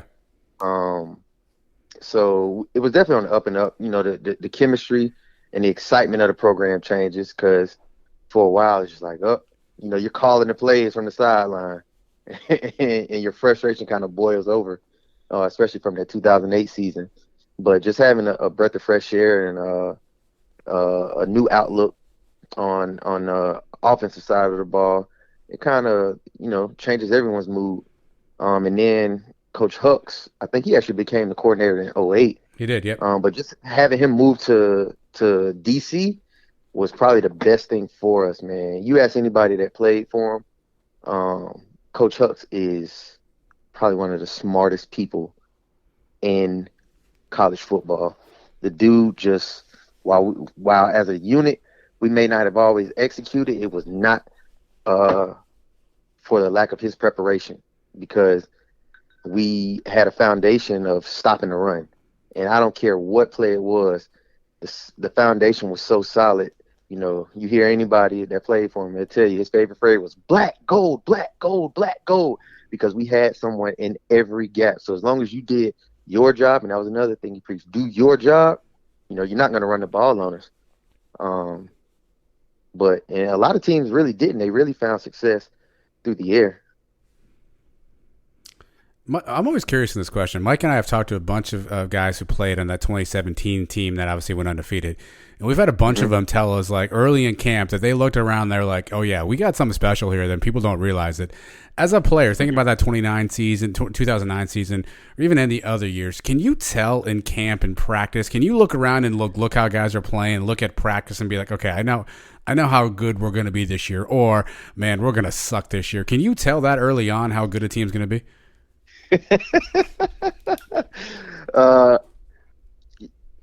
With confidence, yeah, you can, because every year, I don't care at any level, you're not gonna say, man, we're gonna suck. Sure. Because you don't go onto the field at any level and say, well, go out here and take this L today. But it was just something different, going into that 2009 to 2010 season. You knew that we had the potential, especially my senior year, to run the table, because we were all older guys. A lot of the team had, playing experience, and we really thought we'd run the table my senior year. Still in 2009, though. The Southern Miss game, we lose to them early in the year. We beat them in 2007, but they had our number seemingly for a long time. What was it about? So 09, we played them in Hattiesburg that year, right? Yes. Right? Yeah. Second game of the year. Yep. Yeah. I can't really remember that game. What was the score? Can you tell me the score? 26-19. Man. Was that in the East Carolina game? There were two conference games early in the year, and we lost. Yeah. And then we played pretty well after that. I can't really remember the Southern Miss game that year. The only thing I remember is missing the tackle. I remember missing the tackle on a play action on his tight end. I can't really remember that game, but East Carolina, they, for whatever reason, man, they just had our number for 3 years. From 07, 08, and 09. They had, some talent at receiver, but I don't know, man. I can't really put my finger on it because, you know, I really don't know. I really don't know. I can think about the plays that I didn't make, but as a team, I can't tell you why we couldn't get over the hump that year. Does that kind of stuff get in your head? I mean, as a player, are you like, oh man, ECU, they always like? Do you think about that stuff? Is it almost like a mental thing at some point in time? You think? You mean while you're playing? Yeah, like, oh man, ECU, they're always, here they're gonna do that thing again. Like, is it always just something where you recognize, like, okay, you know, this is that team that we can't get over the hump? Is it like stick on your mind? East Carolina probably, yeah. Southern Miss not so much, but East Carolina, it just stung because I always felt that we were a better team, but we just couldn't beat them for whatever reason. It's always, you know, those 7 plays that make the difference in the ball game that we didn't make. Well, in 2009, we played a few ranked teams. We played Miami. They were ranked, I think, number 9 at the time. We played Texas. We were ranked number 2. Couldn't pull those off. But then we do get Houston at home. It's the first time we ever beat a ranked team. Do you remember about that day? Do you remember, was it a big deal to you guys pulling that one off? Or? It indeed it was, man. But that Houston team in 2009 is probably the fastest team I ever played, you know, in my life. I remember because they ran a play. They were something like our 2017 team with Case Keenum. Yep. They were so fast. They were running a play like every 30 seconds. And we tried to prepare for it, but you can't simulate that stuff, man. Those guys were fast. And I remember the big thing I remember about that game, you always remember how you played in certain games. But I remember they were about to go up 21-0, I believe it was. And I forced a fumble on the running back. And that's what I was telling you about the inadvertent whistle. But I remember after that, man, it was a 12-round fight, you know. And I think, if I'm not mistaken, Coach Hux put together a presentation at the hotel with Muhammad Ali and somebody else. And it was like, we didn't have that 12-round bull crap. It was 15 rounds. It was like, fight one more round. And that's what we did. We just kept clawing back. And guys just kept making plays. I remember, I think Quincy McDuffie scored. I think it was that game, that Houston game at home. That was the touchdown pass, I think, right down the. I think it was like in triple coverage, but he came down with it. Yeah, yeah. And I just remember a few big plays that the offense made, and every time that they could keep us off the field, you know, and extend drives, man, it just gave us the gas to go back out there. But man, that Houston team was ridiculous. Those guys were fast. Well, you mentioned Coach Hux. I was reading an interview that he gave back in the day, and he said having you, Chance Henderson, and Lawrence Young made his job easier because you guys were like coaches on the field. What does that mean as a player? A, to be a coach, be a coach on the field, and B, what does it mean for you to hear that all these years later that he thought of you as a coach on the field? Man, it's just you love hearing that, and it just goes to show the respect, and the confidence that we had in one another. But I feel as though having him as a linebackers coach, you know, my freshman year, it just, you know, prepared us for success for the rest of our careers and even in life, man, because his work ethic, it just rubbed off on you. So, you know, you never wanted to disappoint him. So at first, you know, one of the things he said was, what do you call them? MEs and MAs, mental errors and missed assignments. You know, football is 90% mental, 10% physical.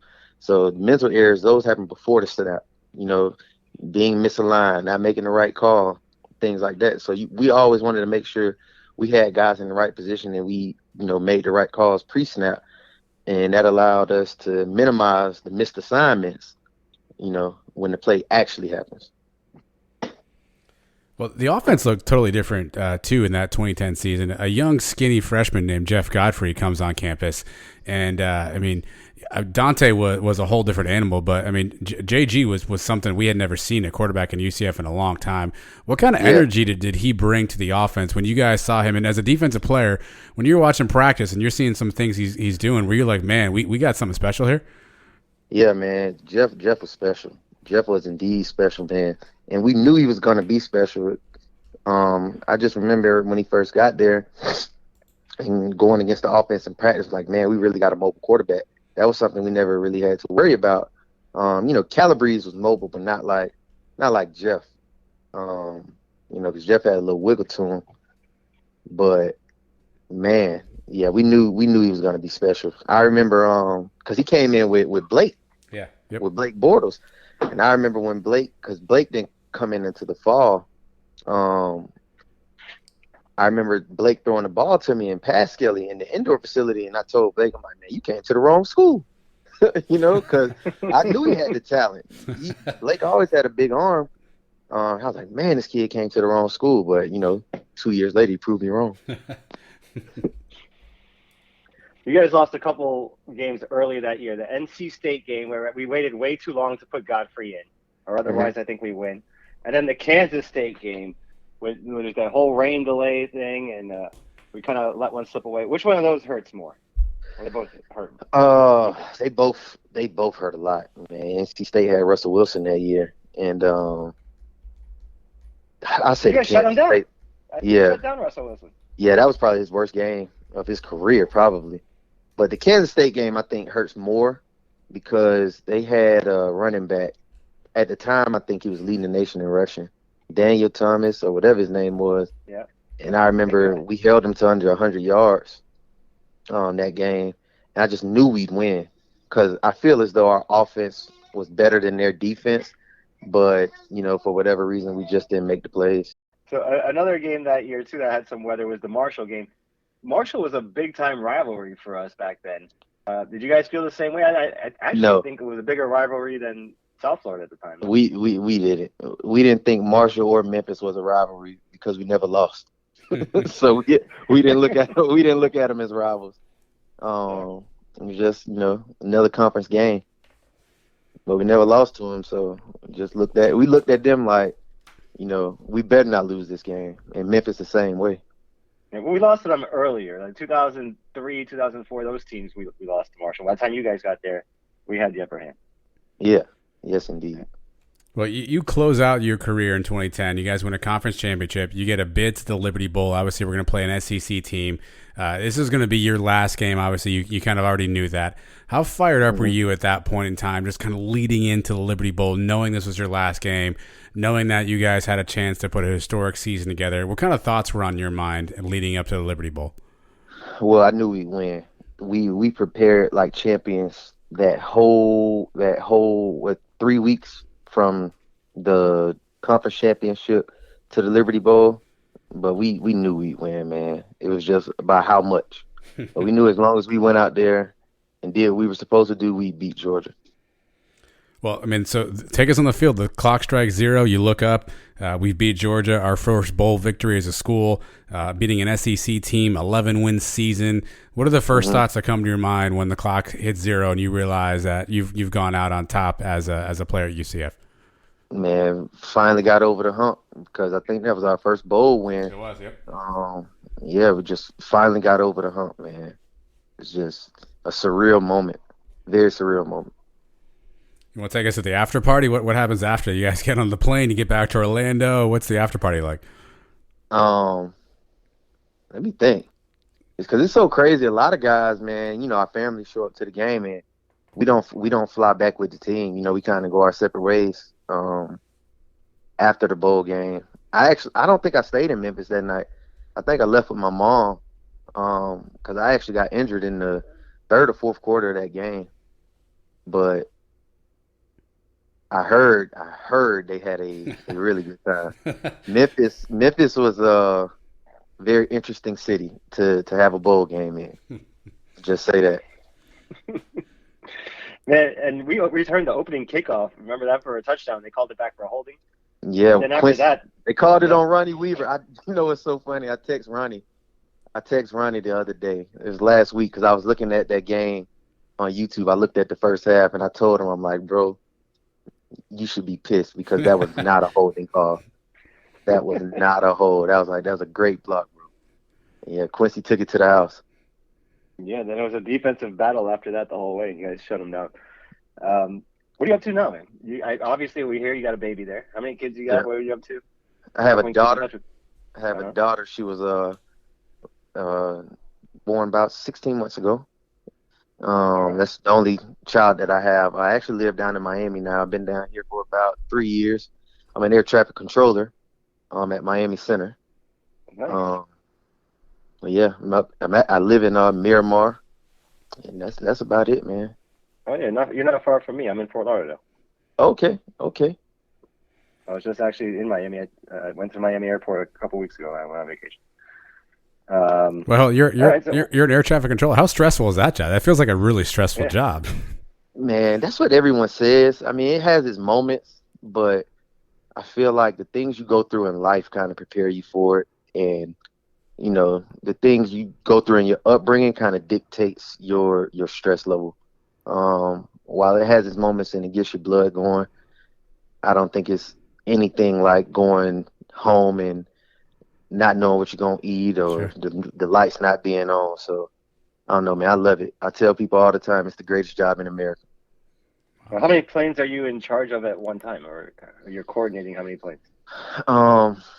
In our areas, it just depends on how many sectors we have combined. But it can get I've been plugged in when we've had combined sectors with about, 35, 40 planes on frequency, all stepping on each other because they all want their way. The big thing is just, controlling the frequencies. You're kind of like the GOL of the tower, essentially, right? You're kind of telling guys what to do. Yeah, essentially, yeah. Nice. Do you ever drop an ace on any of them when they're telling you what to do? Say again. Do you ever call any of them ace or anything like that whenever they're giving you a lip or something? Oh, nah, man. Stick to the phraseology. So, you sound like you still follow the UCF football teams pretty closely. What are your thoughts on the Malzahn regime and the last few years that we've gone through here? I'm excited for this upcoming season. If anybody that follows me on Twitter, they know I'm always ranting and going off on the defense, especially the linebackers when they don't make plays. But I'm excited. I hope we can, open up the passing game a lot more and get back to throwing the ball downfield. And then defense, just executing, man, stopping the run. That's what we gotta start. We gotta build that foundation, stopping the run, and everything else fall in place. Because it's not for lack of talent. We got plenty of guys to do it. What style do you prefer? Obviously, you're a defensive guy. Do you like the ball control, run the ball kind of thing, what we have with Malzahn, what we had with O'Leary, or do you prefer that high tempo offense we had with Frost and Heupel and all that? Nah, man, I like that. I like the up tempo. Let's move. Let's throw the ball around.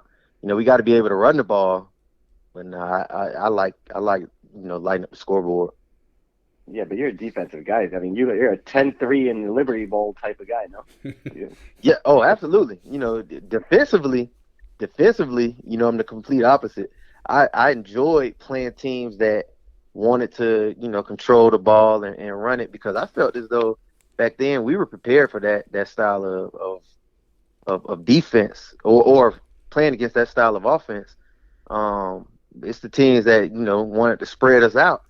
That gave us fits. That's why I enjoy us, opening up the playbook, going 4 wide, with the RPOs and stuff. Because when it's done right, man, it's almost impossible to stop. Yeah. How often are you able to get up to Orlando and catch out a game? And obviously you get a lot going on at home. How often are you able to get back for a game? Man, the last game I think I went to was the USF game. When Mike Hughes ran the kickback. That's a good one to go to. That's a good one. Oh, yeah. That's a good one. Yeah, but with COVID and everything, I hadn't been back up. And then I've been an air traffic controller for about 3 years now. So back in 2018, I actually headed out to Oklahoma for my basics trainer for this job. Awesome. Well, we got to get you back in touch with some folks, get you back up to the bounce house to catch a game. A good slate coming this year. What are your thoughts on UCF going to the Big 12? Obviously, cracking the quote-unquote Power 5 conference. How big a deal do you think that is? Power move, man. I think we just opened up Pandora's box, and we're really going to shock the world. If people thought they hated us in 2017, they're in for a rude awakening moving forward, because that's all we needed. You know what I'm saying? Was the reputable, respectable conference. You know, it's like, what can they say now? You know, they talked about the conference that we came from. You know, as long as we win and do what we're supposed to do, you know, we're going to be on top. We're going to be a household name. Years to come. We know you got a lot going on here. We'll let you get some sleep. But before we do that, we got a couple of random rapid fire questions for you. These could be questions about music, movies, sports, just funny stuff in general. So you never know what you're going to get. So here's my first question for you. You said to us earlier that you were rocking receivers playing the defensive back, and they had to move you to linebacker. Who's the receiver you enjoyed hitting the most in practice? Probably my roommate, Kamar. Yeah, Kamar Aiken. I assume he didn't like it as much as you liked it. No, I remember. My junior year when I was at safety. You know, we kind of had this deal. You know, we take care of each other in practice, but early on in camp and spring ball, you know, Coach Kelly, I guess, told them, you know, not to block me as tough as they would other guys. And I remember he was coming to crack me one play, and he was letting up. And I hit him so hard, he was pissed. He's like, oh, that's what we on? That's what we on today? Okay. How does that happen? What happens when you get home? Did you just leave like extra dishes in the sink for you, or? Nah, it was a discussion to be had. He's like, hey, bro, like, you know, don't do that again. You know, he tell us to take care of y'all. Like, that's what you're gonna do. Just let me know. It's pretty much saying, if it's smoke, let me know. All right, you were there in the years where I'm pretty sure the whole White Horse nickname started for Coach O'Leary. Do you know exactly who started it? I don't know who started it, but that is hilarious because Coach O'Leary was a true dictator, you know, and we were all members of O'Leary Sci-Fi. Yeah, I think we were told it was Frisner Nelson, I think, said he started it. I think when we tracked this down for a while, I think he said he was the one who started that a while back. I can't confirm that. No one really knows, but he's taking credit for it. I would not doubt it, man, because when you think about clowns, the D-line over the years that I was there probably held it down the most. Somebody blamed Baldwin, too. Oh, yeah, Darren Baldwin. Yeah, yes, he got blamed, too. That's fair. Well, I'm actually in his wedding. I'm actually in his wedding this Saturday. Oh, nice. Yeah. Well, Darren Baldwin. Ask him on the side if he's responsible for White Horse or if that was Frisner Nelson. And you can report back to us. I wouldn't doubt it, though. What was your go-to hangout spot? You just want to kind of cut loose and relax around the campus, around Orlando? Where'd you kind of go to cut loose and have a good time around UCF? Man, you know, I was never really like a club guy, honestly. You know, I went out, you know, the thing that we would do on Fridays, we would probably go to Scoop. You know, that was a thing. Or we'd go downtown to Roxy. But other than that, man, most of the time I didn't go out. And we did a lot of things in our room. 120 boys in Tower 4. We had a lot of dorm parties. All right. Who was the biggest ladies' man on that team back then? Whoa. Ooh, might get some people in trouble. Yikes. Well, they ain't together anymore anyway. But I say, that's a lot. I say top 3 is probably Chad Alexander, AJ Guyton, and probably Kimmis Williams. We got a top 3. That's fantastic. If you could go on one reality show and compete, any reality show you want, what show would you go on? Oh, man. Reality. It's probably one of those CrossFit shows. Okay. American Ninja Warriors. Yeah, one of those. Are you talking like Ultimate Fighter type stuff? Or are you talking like Ninja Warrior? No. One of the like the Ninja Warriors okay. where they do the different obstacles and the wall and things like that. All right. As a fan now, you're just hanging out on a Saturday, watching some football all day. What are you eating? What are you eating? What are you drinking? Are you going to big sandwich? Are you doing chicken wings? Are you doing pizza? Nah, definitely not eating healthy. Probably some sort of dip. I like buffalo chicken tenders. And then drink. Either a whiskey or cognac with Saint Germain. Nice. Right. Wow. We're about a week away from the NBA playoffs starting. Milwaukee Bucks, defending champions, still in there. Lakers did not make the playoffs. So who do you have? Who's coming out? Who's going to win the NBA title this year? Man, a lot of people saying it's just don't get too excited about the regular season. Mm-hmm. But Memphis Grizzlies look scary. They do. They look scary. I saw a statistic the other day. Without Ja Morant, Yeah. they're 20-3. So I don't know. I think it goes without saying. Those are my favorites. Well, you said you That's my favorite. You live in Miami now. Heat, obviously number 1 seed in the East. You give the Heat any chance of doing any damage in the playoffs? I do, man, but I'm not going to be overzealous about it. I'd rather, have low expectations and be surprised than have these lofty expectations and get disappointed. But the Heat look good as well. All right. We've had a few guys. I don't know if you were able to do impressions, but can you give us a George O'Leary impression or maybe a speech he does before a big game, something like that? Oh, man. Let me think. I don't know, man. I wasn't one of the guys that would imitate Coach a lot, but I could give you some of his phrases like jerk off. If you came in the building with your hat on backwards. Guys used to like to wear it, pull your pants up. You're like a jerk off. But yeah, I'm sure there's a bunch more guys who could quote him a lot better than I can. That sounded pretty good, actually. That's actually not bad. Yeah, we actually had George on the show, and we told him that you guys called him White Horse. He thought that was hysterical. He'd laugh for 20 minutes on the show. Never knew it, never heard of it, but thought it was hysterical that you guys had a code name for him. Yeah, man. Coach O'Leary, is while he was very tough on the field, off the field, man, he was pretty cool, and he definitely prepared us for life. Just with a bunch of the integrity that he instilled in us, showing up. Everything started 15 minutes early. So it said the meeting started at 2:00. That really meant 1:45. And 1:45, that means you need to be in your seat because the door's closing at 1:46. Or probably 1:45 within 30 seconds. Awesome. Look, we appreciate you taking so much time out of your schedule to share your memories at UCF. Again, you were a hell of a player, had a great career and a great rep for UCF, and we're glad you're still hanging around the program and still cheering UCF on. Where can people follow you on social media? Where can people kind of stay in touch with you if they want to know what's going on with you?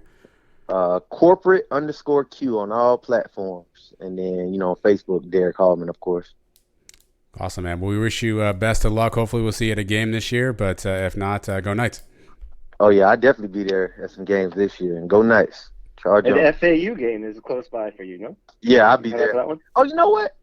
I went to the FAU game a few years back. A couple years ago. Yeah. Did you make it into your seat on time? Because I know a lot of people didn't get in. That's true. Yeah. No, I did go to that game. All right. Awesome, Sounds cool, man. Maybe we'll catch up with you this year. Oh, yeah. I'll definitely be at a few home games, too. I appreciate you. Thanks, Derek. All right, later. Appreciate y'all. This is UCF Athletic Director Terry Mahajri, and in my spare time, when I'm not on TikTok, I'm listening to Adam and Mike on the Sons of UCF. Go Knights and charge on! All right, bada bing. We got the interview completed. Mike, Derrick Hallman, good dude. Told some really cool stories. Got a really cool job now. That's awesome. Air traffic controller. That sounds like a lot of stress. He seems like he's good with it. I'd probably be freaking out trying to land all those planes. But it was definitely cool to catch up with him. Like you said off the top, I mean, he was a part of a lot of really fun years at UCF. 2 seasons in 07 and 10 that obviously were really good. And that 10 season, at that point in time was probably the best season we had it probably was. It definitely was the best season we had as a program.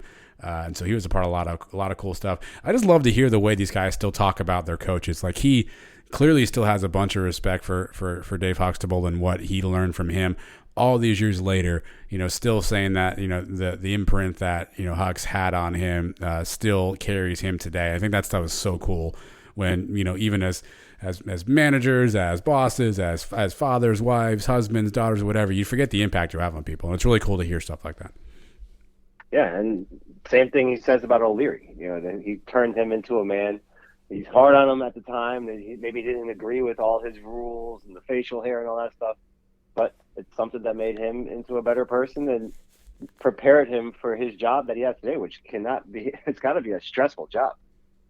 Mentioning all those planes, one little thing goes wrong, and who knows what kind of tragedy could happen. So, good for him. I'm glad to see he's doing well, and he was a very good player for us for a few years there. Like I said, team captain and just a solid defensive player. All right. Something that isn't solid, Mike, is Cow of the Week. We do this every week, and we make fun of something or point something out that just didn't go well, Mike. So I'll give you the floor first. Who would you like to nominate for this week's Cow of the Week? Yeah, a lot of times the stuff we talk about on this segment is just lighthearted stuff. Somebody did something goofy. Somebody screwed up here. You made a stupid play or whatever. But sometimes life is a little more serious. And this past week, Dwayne Haskins passed away. Quarterback. He used to play for Ohio State. And he got hit while on 595. And Adam Schefter was one of the guys to report it, one of the first to report it. And in his tweet, he mentioned what happened, but he says, Dwayne Haskins, a standout at Ohio State before struggling to catch on with Washington and Pittsburgh in the NFL, died this morning when he got hit by a car in South Florida. Now, that whole part of struggling to catch on with Washington and Pittsburgh, is that really necessary in a tweet like this when you're talking about somebody's life? And I know he's got a lot of people, he got a lot of slack from this. A lot of people went after him on Twitter because of this. And, I'm sure he probably didn't think about it as much as he should have when he posted it, but still Cow of the Week worthy to bring up somebody's stats or how they're faring in the league when you're talking about him dying.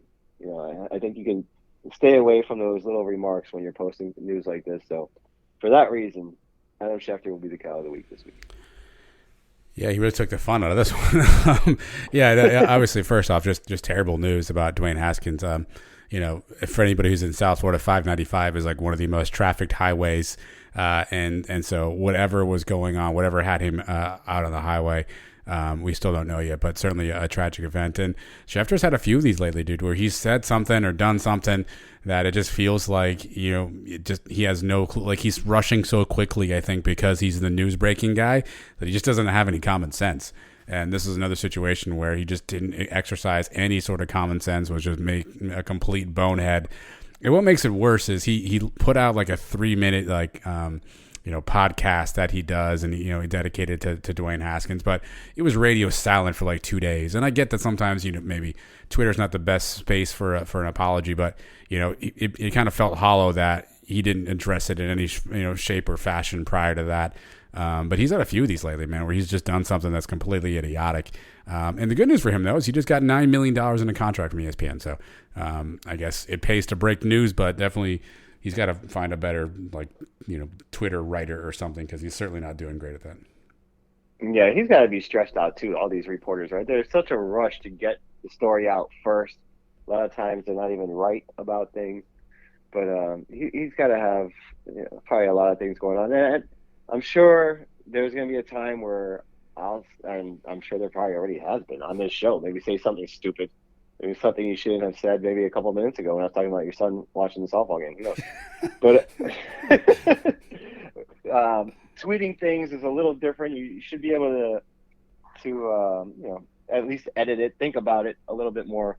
It's not quite the same as just spewing stuff out of your mouth like we're doing here. So you would think he'd be a little more responsible with it. All he needed during his apology was just to say, and there's a deep drive to left by Castellanos. Yeah. It's a 4-1. He's a man of faith. Yeah, he's definitely a man of faith.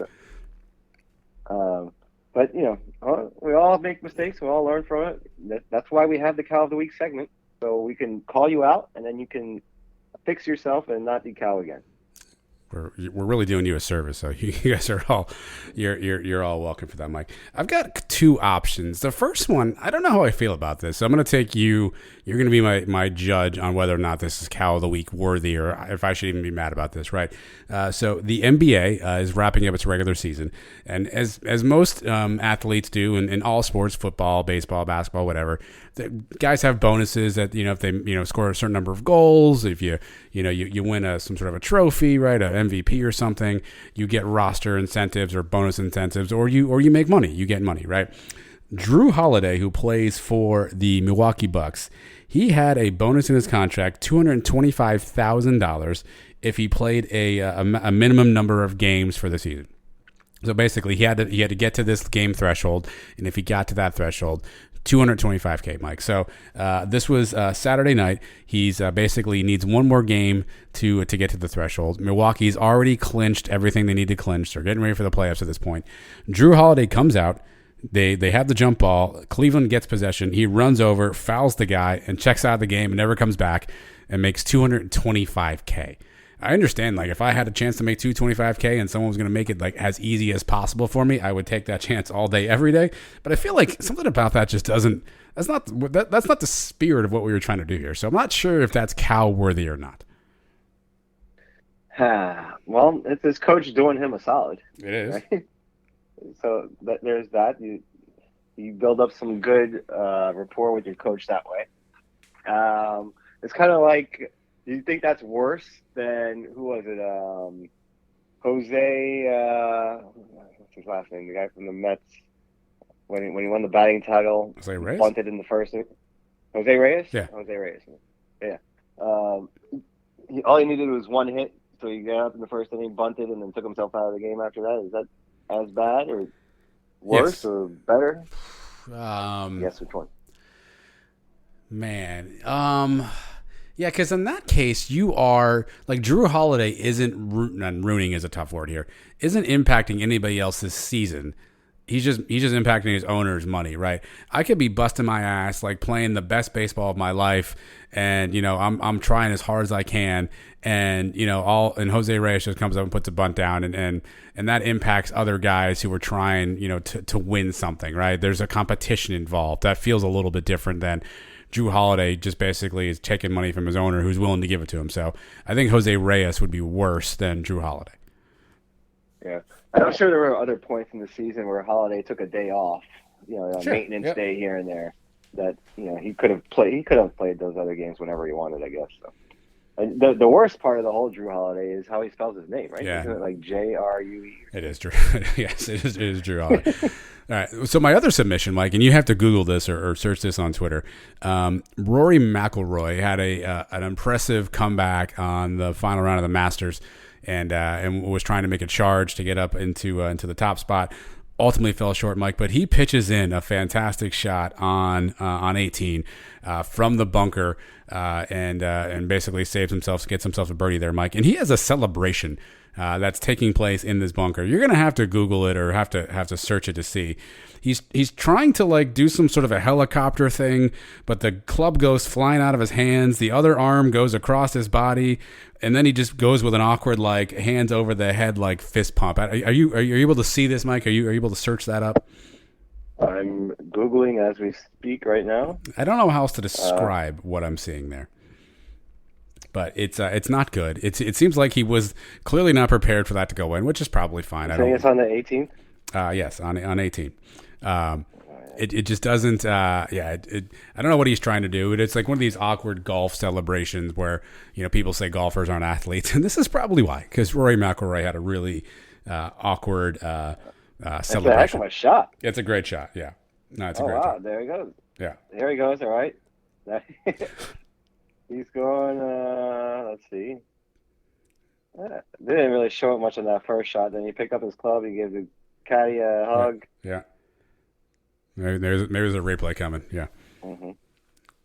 It's like a sprinkler. Sorry, what, you try to like spin around and he just dropped the club? I don't know. He's trying to like throw it, but he does like a bit of a sprinkler situation. Yeah, it's just, I don't know what's happening there. So that's my cow of the week. Somebody Google. Somebody Google the Rory McIlroy celebration. To your point, a hell of a shot, though. Yeah, I mean, when you make a shot like that, and that's on 18, your day is done from there. So, well, at that point, he was 3 back of Scheffler. Scheffler was on 12. There was still an outside shot. Maybe Scheffler unfolds or something. He's got a chance. So I can see that. Actually, the next guy, Colin Morikawa, who was playing with him, hit like the exact same shot. It also went in. So fun fact. I found myself watching more golf lately. My kids are making fun of me this weekend. You don't watch golf, I imagine, right? There's no chance on hell Mike is watching golf. I've watched golf about as much as I've watched women's basketball. Fair enough. In my life. I can remember watching golf, for maybe 20 minutes. Once when Tiger, I think it was the U.S. Open, we were in college. Tiger! It must have been 99, whatever one of those famous ones where he just ran away. I think he won by like 35 strokes or something. I remember watching him the last couple of holes just because, everybody was talking about it. But other than that, no, I've never really watched golf. Golf is great if you want to put on and take a nap on Sunday afternoon. I feel like it could have been 35 strokes. I think that's a record. He won by a lot. Yeah. I think I'm not even joking, 20 strokes. Yeah, that was in like 97, though. He won by that much. But Really? it's certainly my kids made fun of me. But there's some good drama there. Like these guys can do something I can't do. Like not that I can play any sport, but I certainly can't golf. And to watch the pressure these guys are under, it's fantastic. Speaking of pressure, Mike, we are under pressure because we have moved the live show this week to Wednesday. So you and I have to perform a day earlier than usual. That means everything is sped up. We got to, do all of our prep work in advance. But you as a viewer or listener, you won't even notice it. So tune in on Wednesday. Me, Mike, and Trace will be there 8 p.m., a special edition. Get you all squared away for the spring game. I believe we've got one Nicholas Patty joining us this week, Mike. So some good football talk. So make sure you find us on Wednesday night, Facebook, YouTube, and Twitter, 8 p.m. We will be there to entertain you. If you're listening to this past Wednesday night, don't worry about it. You can always go back and catch the replay. It's on YouTube at all times, or there's an audio version too. We have got you covered from any single direction you're thinking of. The Sons of UCF, we're here for you. That's right. And the live shows have been a blast. I love doing the live shows. We get to see Trace. We don't get to talk to him on Monday nights. He's going on vacation. That's why we moved it up an extra day. But that guy runs the show on usually Thursdays, now Wednesday night this week. Always brings some good guests. Last week, if you missed the Monster the Barber interview, I highly recommend you go back and listen to that one. That was worth it. Yeah. Probably my favorite guest that we've had on that show. Wow. The top 5? I need that top 5 list for next. You said that on the show, too. I think you said he was your favorite guest. He brought some interesting insight. And it's funny is, somebody said something. I forget it was the Dungeon or on Twitter about the stories that guy must have. Just by all the people sitting in this chair and what they talk about. So he was interesting. If you're curious on Josh Heupel's haircut regimen, we got you covered. So definitely check out the live show from last week. Yeah, it was very entertaining. That guy. I'd love to have him back on. Well, hopefully this show has been entertaining enough for everybody else out there. We appreciate you listening in, all your support. Again, anything you can do to follow us on social media is much appreciated. And reach out. Let us know how it's going. If you have some feedback for the show, things we can do better, things that you like, don't be shy. Get in our DMs. Let us know how we're doing. And we definitely love to hear from people and get some feedback. If you're at the spring game this Saturday, I will be out there. So maybe I'll bump into a few of you. And we'll have a chance to say hello. And if not, Wednesday night you can see me on the live show. Where are you going to be sitting? In your regular cabana seats? Are you trying out a different section? I am. You don't want to tell people? You going incognito? No, not incognito. Can't change his pretty face, Mike. The family and I, we're going to test out the Tower Club. Ooh. Yeah. Nice. Tower Club tickets are relatively cheap and inexpensive. This is the only time I'll probably afford 4 seats in the Tower Club. So we figured, what the heck, we'll splurge. I have no idea if it'll have the usual accoutrement that it has during a regular game, but for the experience, and it's not in the sun. Last year, my daughter and I went and sat in the cabana, and we about died out there. So this year, we'll go on the non-sun side and see if we enjoy the game a little bit better. But we will be up in the Tower Club. Yeah, I've never been in the tower. I've never been in that whole Roth tower. I've never. So report back. Let me know how it is. I will. I will. Nice. I wonder if they will put out the usual spread and all that stuff.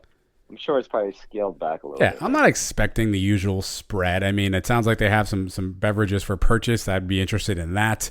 If they throw out a couple of chips and a cookie or something, everyone will love that. So you can get some food for purchase. If it's really hot, you can go in the air conditioning, kids will be happy with that. You can still kind of sit in the on sort of the seats right there with the overhang and get some sun. So, I would say get out of the sun. So I think it'll be a good experience. I'm gonna give it a shot. We'll see how it goes. All right, I'm interested to find out what you think. I will report Not that back. I'm going to upgrade my ticket. No, you're not. I will report back. Maybe I'll do a live Instagram or something. I'll figure something out. I'll let everyone know how the experience is. Awesome. All right. Well, you guys have a good time. Have a safe trip over there.